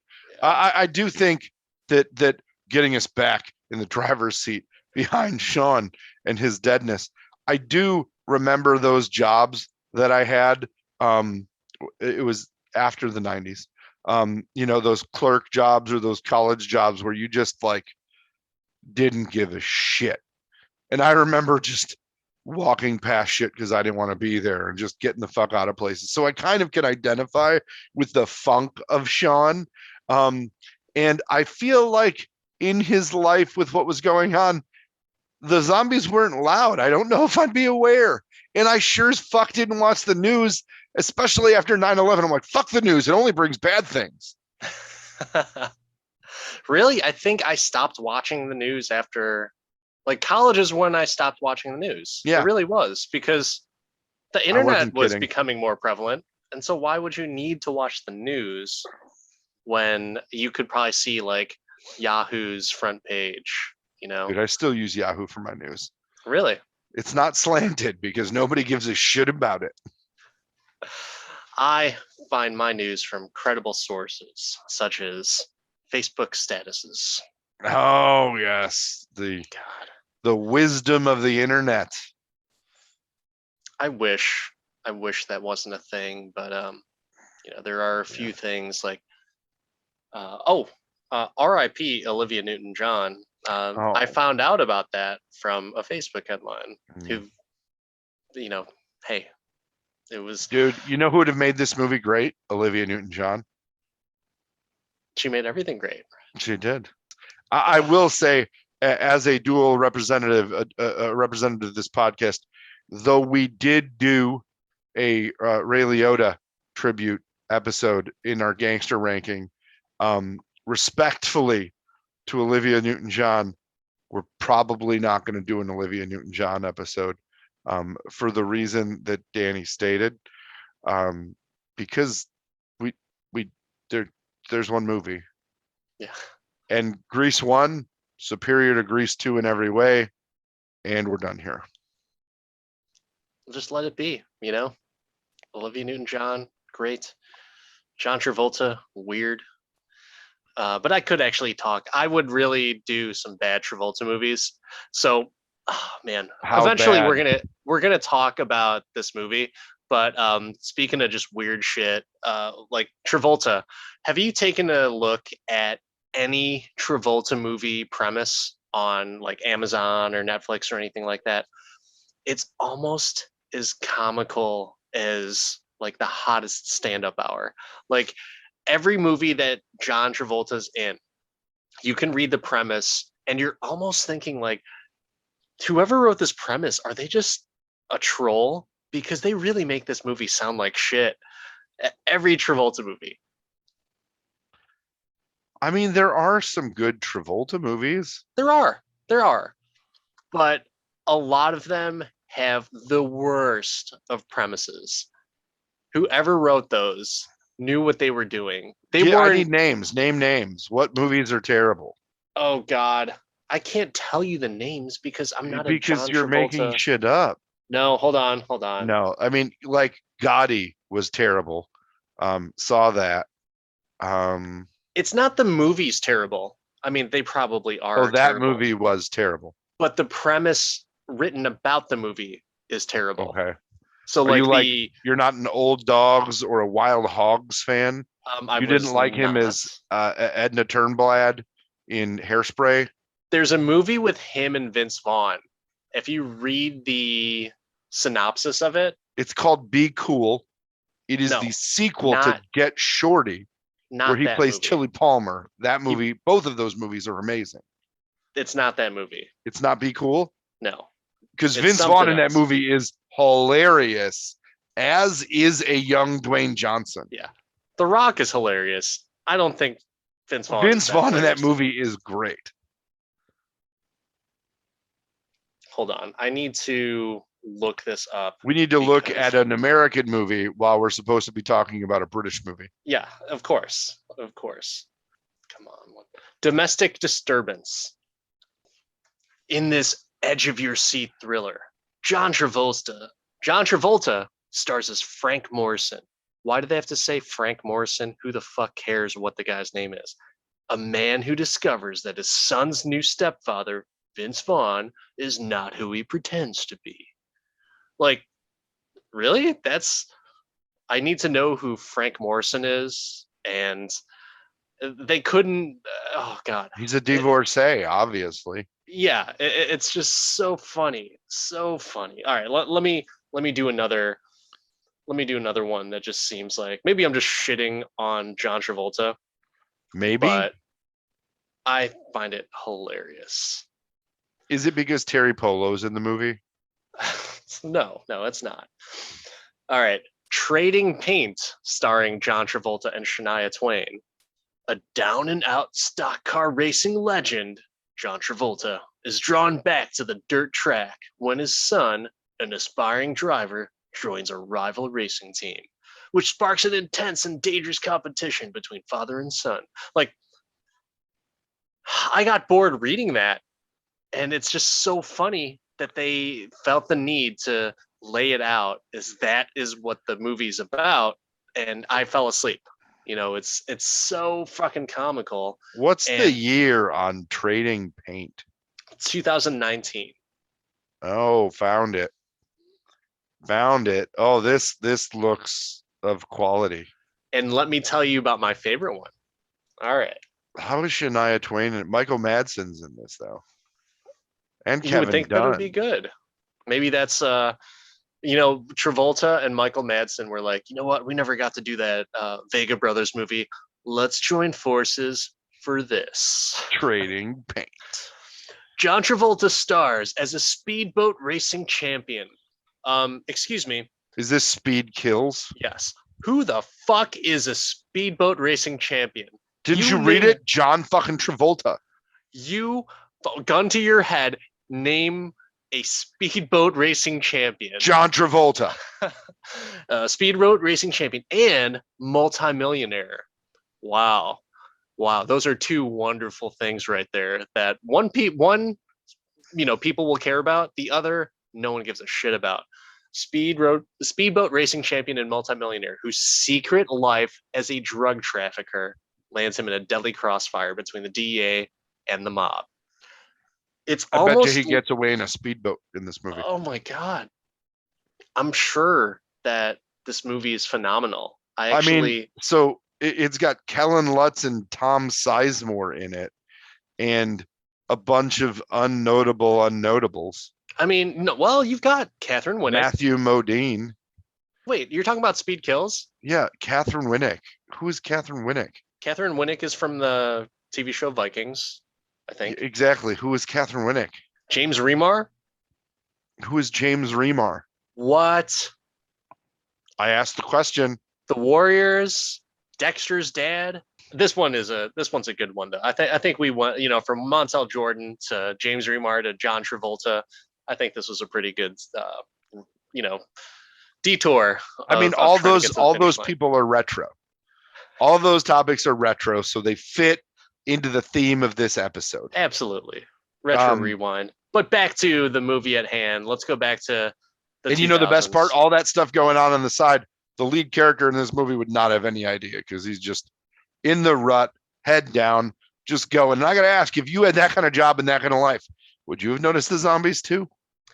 Let's be honest. I don't think a lot of us would know if tragedy was going on around us. I really don't think we would. Here's the real question. In a busy city, walking, eye contact or looking at the ground with everybody? Are you looking at people's faces? Or are you looking kind of at the ground, hoping nobody makes eye contact? I'm a pretty observant person, so I'll look at the ground, people's eyes, faces, their hands, their shoes, their outfits. Hands, shoes, and outfits all are below the neck. So I'm going to take you as a down. Face? What are you talking about? Are you saying that I only stare at people's bodies? How superficial of you. I'm just saying that are up here. That's which fine. I would be looking. That's fine. I'm not trying to look people in them unless I really have to. I love the idea of not talking to anybody when I'm walking around. So I would totally not really. I'd probably notice the weird stumbliness and like the blood, but man, I wouldn't be trying to. I'm just like, can I get where I'm going and not talk to anybody? That would be amazing. That's like my goal. So I feel like I can also empathize with the fact that, like, zombies, really? Yeah, I don't That's think I would fucking weird. notice. I really don't think I would notice. I would observe and I would think, that's really weird. That's strange. Oh, someone should call the police, but I'm kind of Mm, running late here. I need to get to yeah. work, or I need to get to KFC before the special runs out. Mm. I don't know. Here's the real question. Would you have gone after the ex-girlfriend? Hmm. Would you have taken up the journey? The hero's journey, I 2000, guess. 2004 Dan, 2005 Dan. Yeah, I'm sure I would. Even if they broke up with me, I bet you I would. Yeah. I'm Oh very man. confident saying that. I'm a 2004 romantic at Mark. heart, man.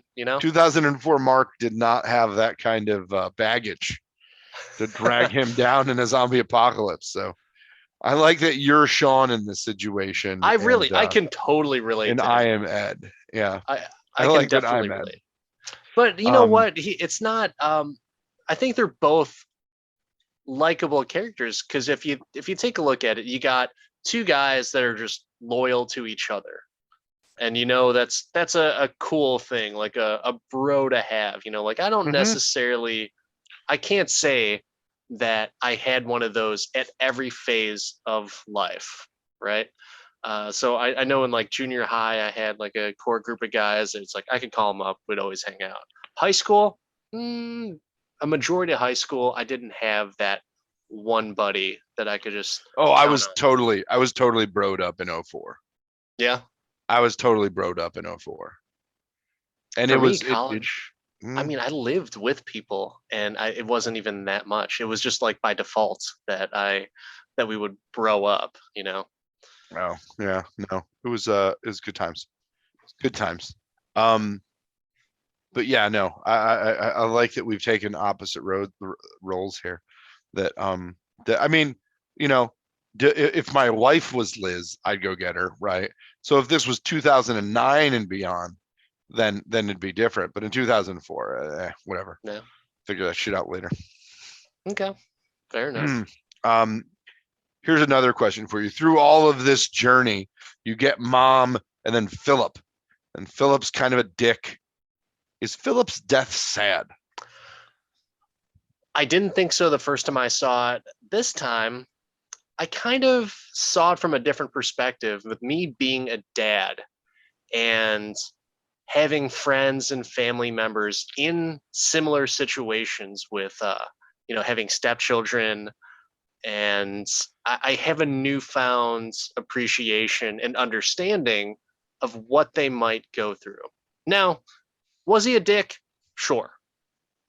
But coming from a guy that does not communicate with his own family, I find it very brave to make that dying proclamation to a stepson.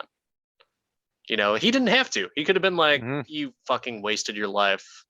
Just don't waste it now. Just go on. Like, no, he had actually done like a heartfelt type of thing. So I wouldn't say that I was sad, but it got a reaction out of me that I definitely didn't have before, and it's probably because of where I'm at in life, and of course my history with such friends and family members in those situations.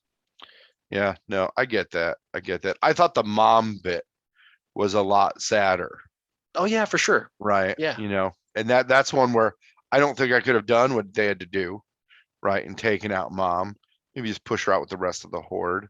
But before we get to the killing and the Winchester and that arrival, I've got to ask another important question, and your background has a lot to do with it. Effective zombie killing weapons. Do you prefer the cricket bat or the baseball bat, and why? British or American? I would think that the cricket bat is a more effective weapon. I think so, right? Because you have more surface area. You're more likely to cause the damage. Because with the baseball bat, I'm pretty athletic and I've played sports, but at the same time, when you're swinging a baseball bat, it is much smaller of a weapon, and you're assuming that it's going to hit where you want it to hit. Cricket bat, very easy because it's that that wide I weapon. disagree. I think cricket bats are harder because of the drag the flat panel creates, and it shapes the swing a little bit differently. We're going into The aerodynamics of a baseball bat, and the fact that you can get them made of like aluminum. I'm going to do the British pronunciation. The aluminum bat. I feel like that is what you want in this situation. I would go America on that one because aerodynamics, and you can just ping it right there. I think that's because all you're trying to do is cause, a brain impact. And I feel like the cricket bat, the surface area hurts you, doesn't help you. So you're talking about just sheer aerodynamics, right? I'd almost get like an axe handled bat, so you've got a better grip and your hands aren't rotating, right? You're keeping a steady stream of aim. Like I feel like that would be a super effective zombie weapon as opposed to the cricket bat. Okay, so let me throw this at you then. Mm-hmm. Instead of having the cricket bat from a broad perspective, what if you just do it? If your aim is good, if you just do it like this, it's essentially like a wooden sword. It's essentially like a wooden sword, except that it's not like a wooden sword because of the width of the panel, even turned sideways, and the rotation on the handle. You'd create some sort of flap effect that would probably hurt accuracy. That would be my guess. I'm pretty sure even our listeners can smell the bullshit coming. I don't know. As a failed engineering student, I think that I just know more than you here, Dan, and I'm right and you're wrong. I really don't think so. Come on. All right. So you're telling me a cricket bat swung like a sword with it being more narrow, that's not going to be more aerodynamic and more dangerous and more impactful than an aluminum baseball bat? Yeah. Nah, dog. Surface area. I got to think the baseball bat. But the surface area on a baseball bat, here's the thing. They're both going to fuck someone up. Oh, yeah. No, we're just arguing over nothing. But I think your overall impact and ease of continuous use has to go to the aluminum bat. Okay. All right. I don't disagree. And you get that cool fucking ping, dude. I don't disagree. Don't discount the ping. I just feel like a cricket bat might be more deadly. Because you'll have a lot of blunt force trauma with, their cricket bat with a broadside and a baseball bat. But there's been plenty of times where you get hit with a baseball bat and you don't necessarily die or you don't necessarily get the skull crushed. But I don't know. That's because the person swinging it was a pussy. Yeah, maybe. And those Brits, if they're playing cricket, we all consider them well, I don't know. I think you bring up a very good point in the game of cricket. Where does the ball go further, Dan? In a cricket game or in a baseball game? I've never seen a cricket shot hit 453 yards or 453 feet into a scoreboard. They just knock that bitch into the next yard and they take a ball or whatever. I don't fucking know. Yeah. Though it is an enthralling game to watch because it's a bunch of guys with bare hands getting a fucking hard ball hit at them. It's kind of like playing clincher softball in the summer in Chicago, where it's like, I may jam a finger. Hell, I might lose it. But this seems right. Dude, all right. So you played in a softball league. Do you think softball should be as competitive as it is? I think that we men have a lot of testosterone to get out, and there's a good amount of failed athletes out there that just need to get it out, right? Myself not being one of them. I just trash talked everybody, right? I was the full-time catcher. I just trash talked the people at the plate. Everybody else was, somebody threatened to hit me in the face with a bat. What did you say to get that response? I don't remember. I think I honestly don't remember. Oh man, it was over the course of a game and distracting multiple people on the team to like where they just didn't hit the ball, and the guy got pissed at me for talking and just like, did you win? Fucking hit you. No, our team was terrible. Oh, that's even better though. Like the guy got so pissed off. They won, but he was just like, shut the fuck up, or I'll hit you with this bat. Okay. I like the fact that you said like the failed athletes. So here's the thing. I don't even necessarily think they're failed athletes, but for all those people that are in softball leagues, why don't you just fucking play baseball? Oh, that's fucking hard though, dude. That's hard though, dude. Softball gets so it would be difficult to hit, and it would be difficult to huck the ball 60 feet 6 inches. Throwing a ball consistently 60 feet 6 inches is an art. I challenge you to go out or find 5 beer league softball guys, take them to an actual ball field with an actual mound, and get them to throw 3 strikes out of 15 balls. That's fine. I'm perfectly fine with That's why they don't play baseball. Man, but I Because just feel nobody could throw strikes and it's harder to hit. By tripling the diameter of the ball, and lightening the bat from wood, it creates an easier way to make contact with the ball. Just fielding is a challenge. So you're playing a game of fielding when you play beer league softball. if that's the case, why doesn't everyone just fucking play t-ball? Adult goddamn t-ball. If you guys want to get your rocks off and feel accomplished. You know why? Because it'd be really embarrassing when you don't just hit it over the fence and you hit a grounder. Yeah. Man, it'd be embarrassing. I'd be embarrassed is what I'm saying.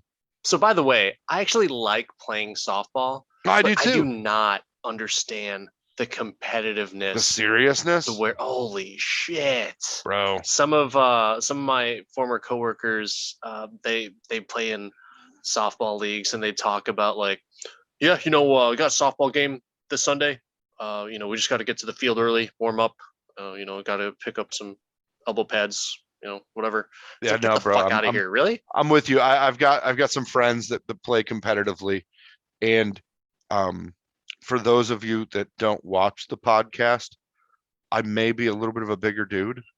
I still have fun, and I'm still semi-athletic, but like I'm not like a top tier rec league athlete by any means. And I don't volunteer to like sub in for those because I don't give a shit enough.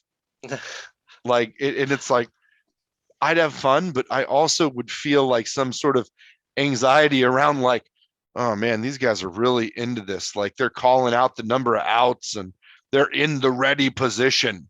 Like, you know what I mean? I think everybody knows the ready position, hunched over, 2 hands, balls at your feet. I'm like, bro, if I can play with a beer in my hand the whole time, then we're fucking talking. You know what I'd rather play? Kickball. I've never played kickball as an adult. Kickball as an adult is fucking fun. You know why? Because nobody can take it seriously. I might be the guy to take it. I hate to lose. I really don't like to lose. But hope you can kick them. I am very completely aware that there are some sports that you should not take so goddamn seriously, like adult softball leagues. They should change the name from adult softball leagues to big kids softball leagues, because to me, it's just a bunch of big kids playing them. I mean, I think that you're focused in on the sports people because you don't like sports. Oh, dude, I love sports. I love sports. You just don't like watching them. I get it. No. It's like softball to me was always ridiculous. From a competitive point of view, it's fun. Don't get me wrong, it's fun, but you better not be going out and buying fucking ankle wraps and bragging to people like second place in our tournament for softball league. Blah, so you're blah. telling me that my gold softball cleats were a little ostentatious? You know what, man? I think it's a little bit different if you knew that you sucked or the team sucked, and you're not like losing sleep at night or thinking like, oh, I gotta do great at the softball game this weekend or tonight, oh, I'm excited. No, my only goal was to not strike out. Yeah, that's it. That's fine. That's it. Just get on base, different, man. That's different. 2 out of 3. 2 out of 3. I played in a basketball league with people from work, and we got our asses kicked every fucking game. We went defeated the entire. I'm sure there was like a couple seasons that we were defeated, but it was also, we were playing up against high school kids that still played with each other. And so it was really just like they graduated high school or graduated college, and then they just joined up in this league, and we got our asses kicked. But I like, I get the whole competitiveness. Like I'm very competitive, but at the same time, I did not go into those games with any illusions like we got to win. You didn't D up the big man? Oh, I did. You weren't down there with just hand checking and pushing and shoving and hip checking? For sure. I played hard, but at the same time, it was one of those things where it's like, well, we have to have fun as well too. So let's just knock a few 3-pointers down.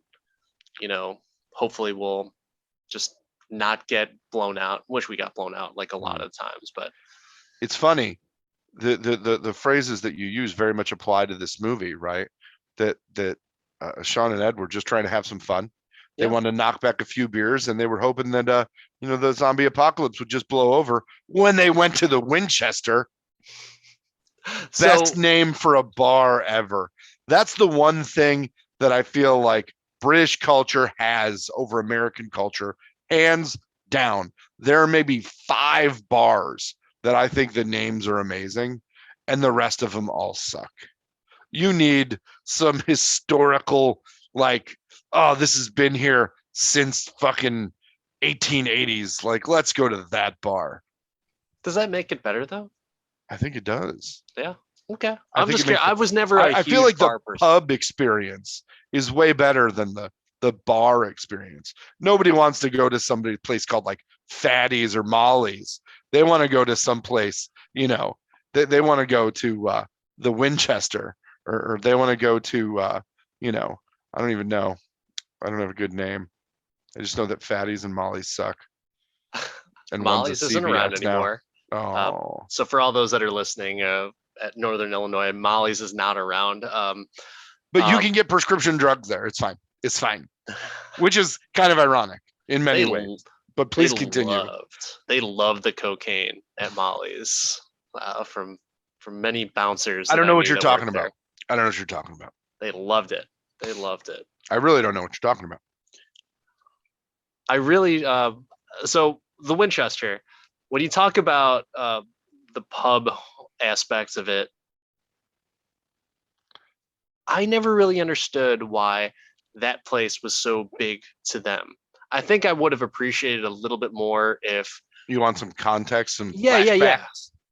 Like they didn't have time for flashbacks, Dan. There were fucking zombies. Yeah, they should have had a quick flashback, like almost like a Family Guy flashback. Like, hey, remember that time we ate, 5 bags of peanuts in one sitting, and then we drank 20 beers or something? Like there needs to be some type of ridiculous story, or like, hey, remember the time you set the bar on fire and then we ate muffins afterwards? Like something stupid, and then I would have been okay with it. Because that would have been, in my time when I watched that movie, I would have been able to relate to that, to where it's like, hey, you have those college stories, or you have those bar stories where it was nothing really fantastic that happened, but it's just that memorable instance or moment where it's always going to ride with you. So I don't know, just my thought. I know what you're saying. But they only had so much money in the budget, man, and they had to spend it all on zombies and the rights to Don't Stop Me Now, which is probably my favorite part of the entire movie, and my absolute favorite part of the soundtrack is when somebody plugs in the fucking jukebox and fucking Queen. That is an amazing scene, and probably the highlight of the movie for me, that they're beating zombies to the beat. Talking about beating up the beat, pre-Jersey Shore. What up, Shaun of the Dead? That was great. And that was my favorite part of the movie when I first watched it. I thought it was hilarious. And I liked it this time around as well, too. My son was watching it and he really liked it as well. But yeah. So with that, kind of beating the zombies up with the pool sticks to the rhythm of the song. I don't know if there's any movies that I've seen recently that have done something like that. Like it's, or if they took that from another movie or a play or something like that. But I love that scene. It's really, really funny. And it's a great song too. Yeah. No, I don't know about the where it's from callback, but I know that there's definitely movies that have aligned music with other things, the fucking immigrant song in Thor Ragnarok. Yeah. Yeah. I think the Marvel movies do it well, but this was unexpected and just welcome in my Yeah. eyes. Like, thank you. Just the choreography and the Oh, timing of hitting on the beat, it was just and it was funny. that they were sitting there probably drinking a beer at the Winchester, like, just like, man, how do we do this fight scene? How can we make it funny? Oh, we should do it in the beat to a song. What song Yeah. can we do this to? And they're just like, well, what about this one? No. Another one bites the dust. Too obvious, but I really like Queen. What else could we do? What's an obscure Queen song that has a strong smacking beat? Like, I want to be in the room when they're picking the song. Like, I want to know if there was another song that they had cut to the movie and they couldn't afford the rights to it, so they had to backdoor into Don't Stop Me Now because it's not a huge song, right? Like if Sergeant Pepper's was the song and they couldn't fucking afford it, right? I mean, I would imagine that Queen's not cheap in terms of getting the rights for a song, I would think, but I mean, I don't know any for better. the big movie, for the big ones like Bohemian Rhapsody and We Are the Champions and shit like that. But Don't Stop Me Now, who the fuck listened to Don't Stop Me Now before Shaun of the Dead? Fucking True. nobody. So Oh man, I was always thinking about that for like an intro themed for our song. If we could just knock on the door or Twitter or Instagram DM someone and just like, hey, do you mind if we just use your song for our podcast? We're not, we're not big, but can we just use your song? I wonder if they would take us seriously and if they would charge us like an asshole rate, or if they'd be like, yeah, sure, you know, here's you can freaking use, our Coldplay song for your podcast or something. You know what I mean? But that would just be kind of hilarious. I didn't think that you could do that, but apparently it's very easy. Apparently you can just like contact. There's someone that's in charge of all that shit. So I'm glad that they were able to get some of what is now more popular music uh, for that movie and that scene. But yeah, what I'm saying is we should totally reach out to someone via dude, I think I DM. know the band that we should DM. Who is it?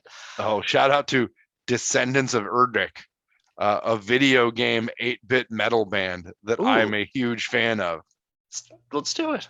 Ask him. Oh, we might get a theme song out of this. I was this close to asking just someone, but like I'm talking about like really out there. I'm talking about like, This is really out there. well, no, I meant like a popular band Oh, record Montel label. Jordan? Yeah, there we go. That would be great. I mean, hey, we're very nostalgic, and we're born in the '80s, grew up in the '90s, partied in the 2000s, and yeah, gotta love it. Gotta love it. Oh man. But let's talk about the zombies. For a zombie movie, we talked very little about the zombies. The zombies in this movie were so like off the killer zombie aspect. They were the kind of zombies where fat people can survive, right? Where rule number one isn't cardio.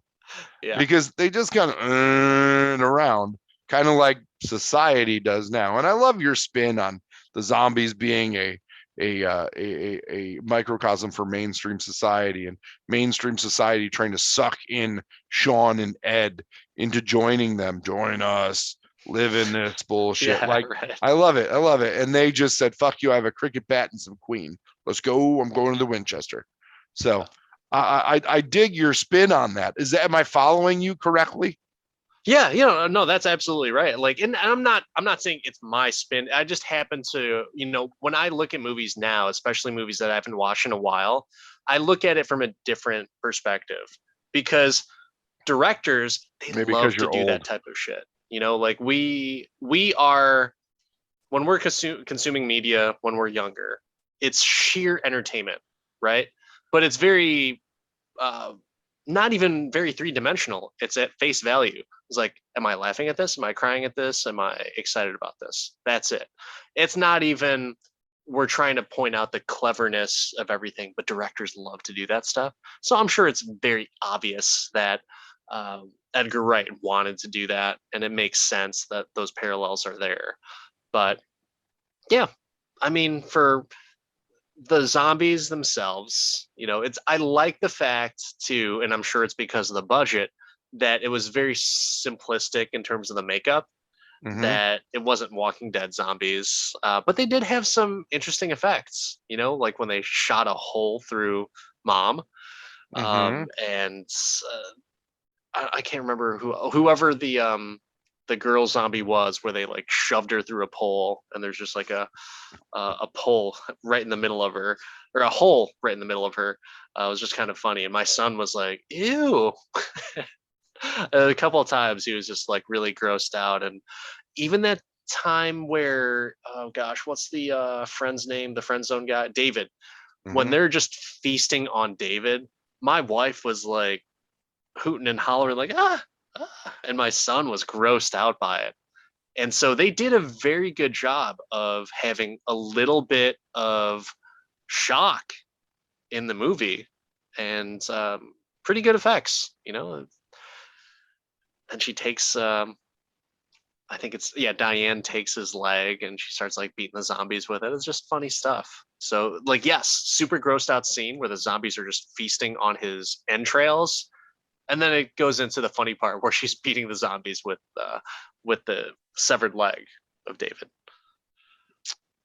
The, there were so many things that we kind of glossed past in this movie that make it worth the watch, and the rewatch, because you just pick up the little things. But my favorite zombie thing of all was the fact that he saved Ed in the shed to play video games with, and we Yeah, just smack him away when he tries to eat him. No, yeah. stop that. I want to know who he would feed to Ed, though. Like, Ed's just not staying alive on nothing. So who did Seymour feed to his little friend? Yeah, it's a good call, man. I don't know. Or like you go into the whole critical analysis of it, is like maybe he just he's a part of that life now. So he's a zombie, and maybe the zombie bite didn't even really happen. Maybe it's just, you know, Hmm? it's all, he's just part of a You say corporate maybe life he got a somehow. job? Maybe, maybe. But I don't know. It's just a feel good moment at the end of the movie, that even in death, he's gonna stick by his buddy, which was a cool sentiment, and I dig that. Hopefully, uh, everyone had a good time while filming this movie, and it's very highly revered across the world, and I think the Rotten Tomatoes score was pretty high in the 90s as well too. So um, yeah, uh, Yeah, just I a don't know fun what's up movie. with IMDb only giving this a 7.9. I think they're full of shit.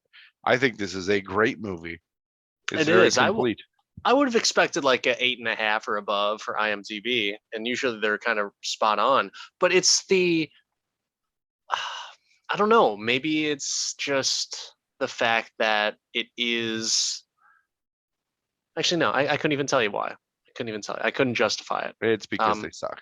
I think Rotten Tomatoes got this one right. Rotten Tomatoes, I'm not a huge fan of because I disagree with a lot of the stuff, but it happens to be like the metric now. Everyone goes by Rotten Tomatoes. If IMDb had a more interesting name, then people would be talking about that. But Rotten Tomatoes, great name, great name.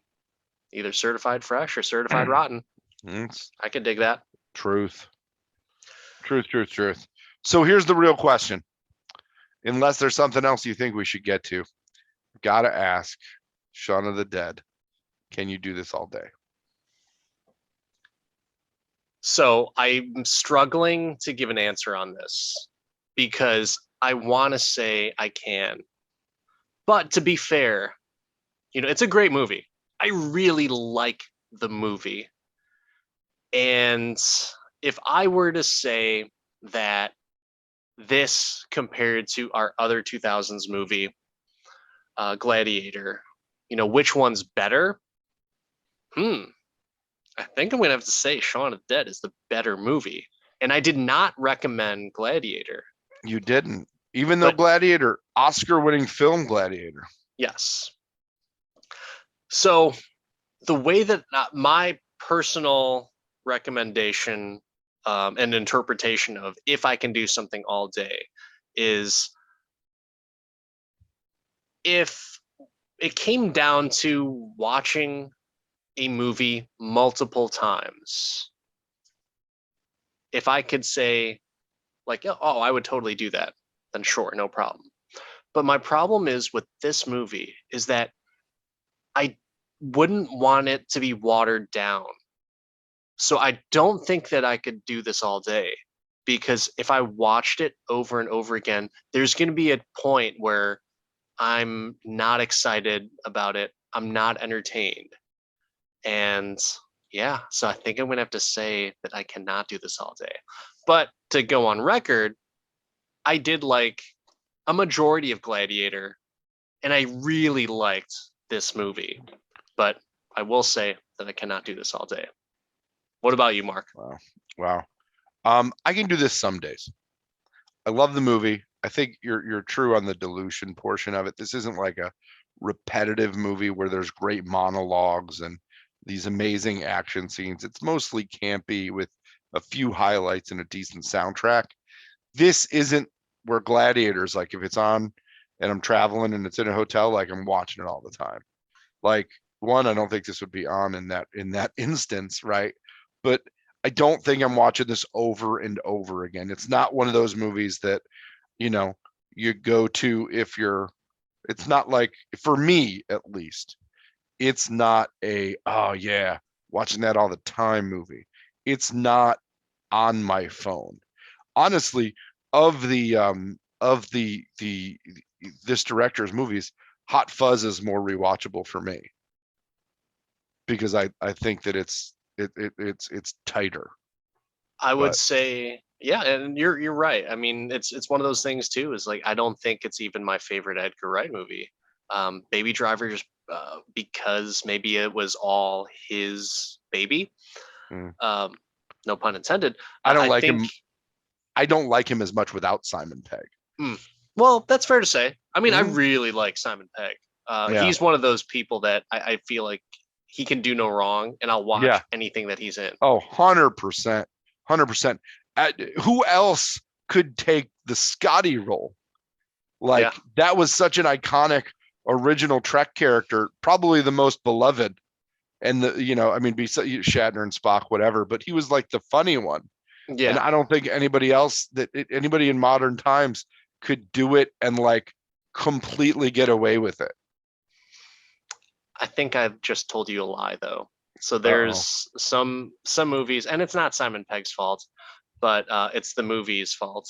Uh, I cannot watch the Star Wars Force Awakens, and Simon Pegg is in that. And you Well, don't he's see him. he's buried in some Yeah, latex yeah. in But that movie. uh, That's the I only one of the new trilogy I can watch. really, Oh okay. yeah. I mean, yeah. Actually, now that I probably rated that the highest out of the newer Yeah. trilogy, Yeah. but yeah, man. I think that's fair to say though. It is very interesting though that so you recommend, or I'm sorry, yeah, you recommended that where you can watch Gladiator all day, so you can do Gladiator that is all one of day. those movies that I can Shawshank. Like if it's on and there's nothing else, that would be one that I would say, okay, I can always go back to Gladiator. Like if Yeah. I'm channel surfing, it's not like I have to stop, but it's like note the number. I can go back to it. Okay. I I did think we both not. okay. Well, like for both of the movies in the 2000s in this episode, I just can't do it all day. I did like them both, one more than the other, but maybe that's just I just need to do a better job picking movies for you. no. The movies were good. I like the movies. I wanted to watch Gladiator. I really enjoyed Shaun of the Dead this time around, but when it all comes down to it, hey man, name of the podcast is I can do this all day, and I couldn't do it on these movies. Well, that wraps up another episode of the Retro Rewind 2000s edition. We will be back with another Retro Rewind in the future, but stay tuned because we will be doing some other movies along with some other reviews as well. But until next time, I'm Dan, the part-time Avenger, and with me is Mark, the resident Jedi. Like, subscribe, ideas for movies, for new things that are coming out that maybe aren't on our radar. August was kind of a low month for us at the box office. We were not impressed. So if y'all saw anything in August that's like, how did they not talk about this? Send it our way. It'll be on streaming soon enough. We'll watch it. But yeah, just love to hear from some of the listeners. Like, subscribe. If you dislike, do it twice so we know you're serious. We'll see you next time, everyone.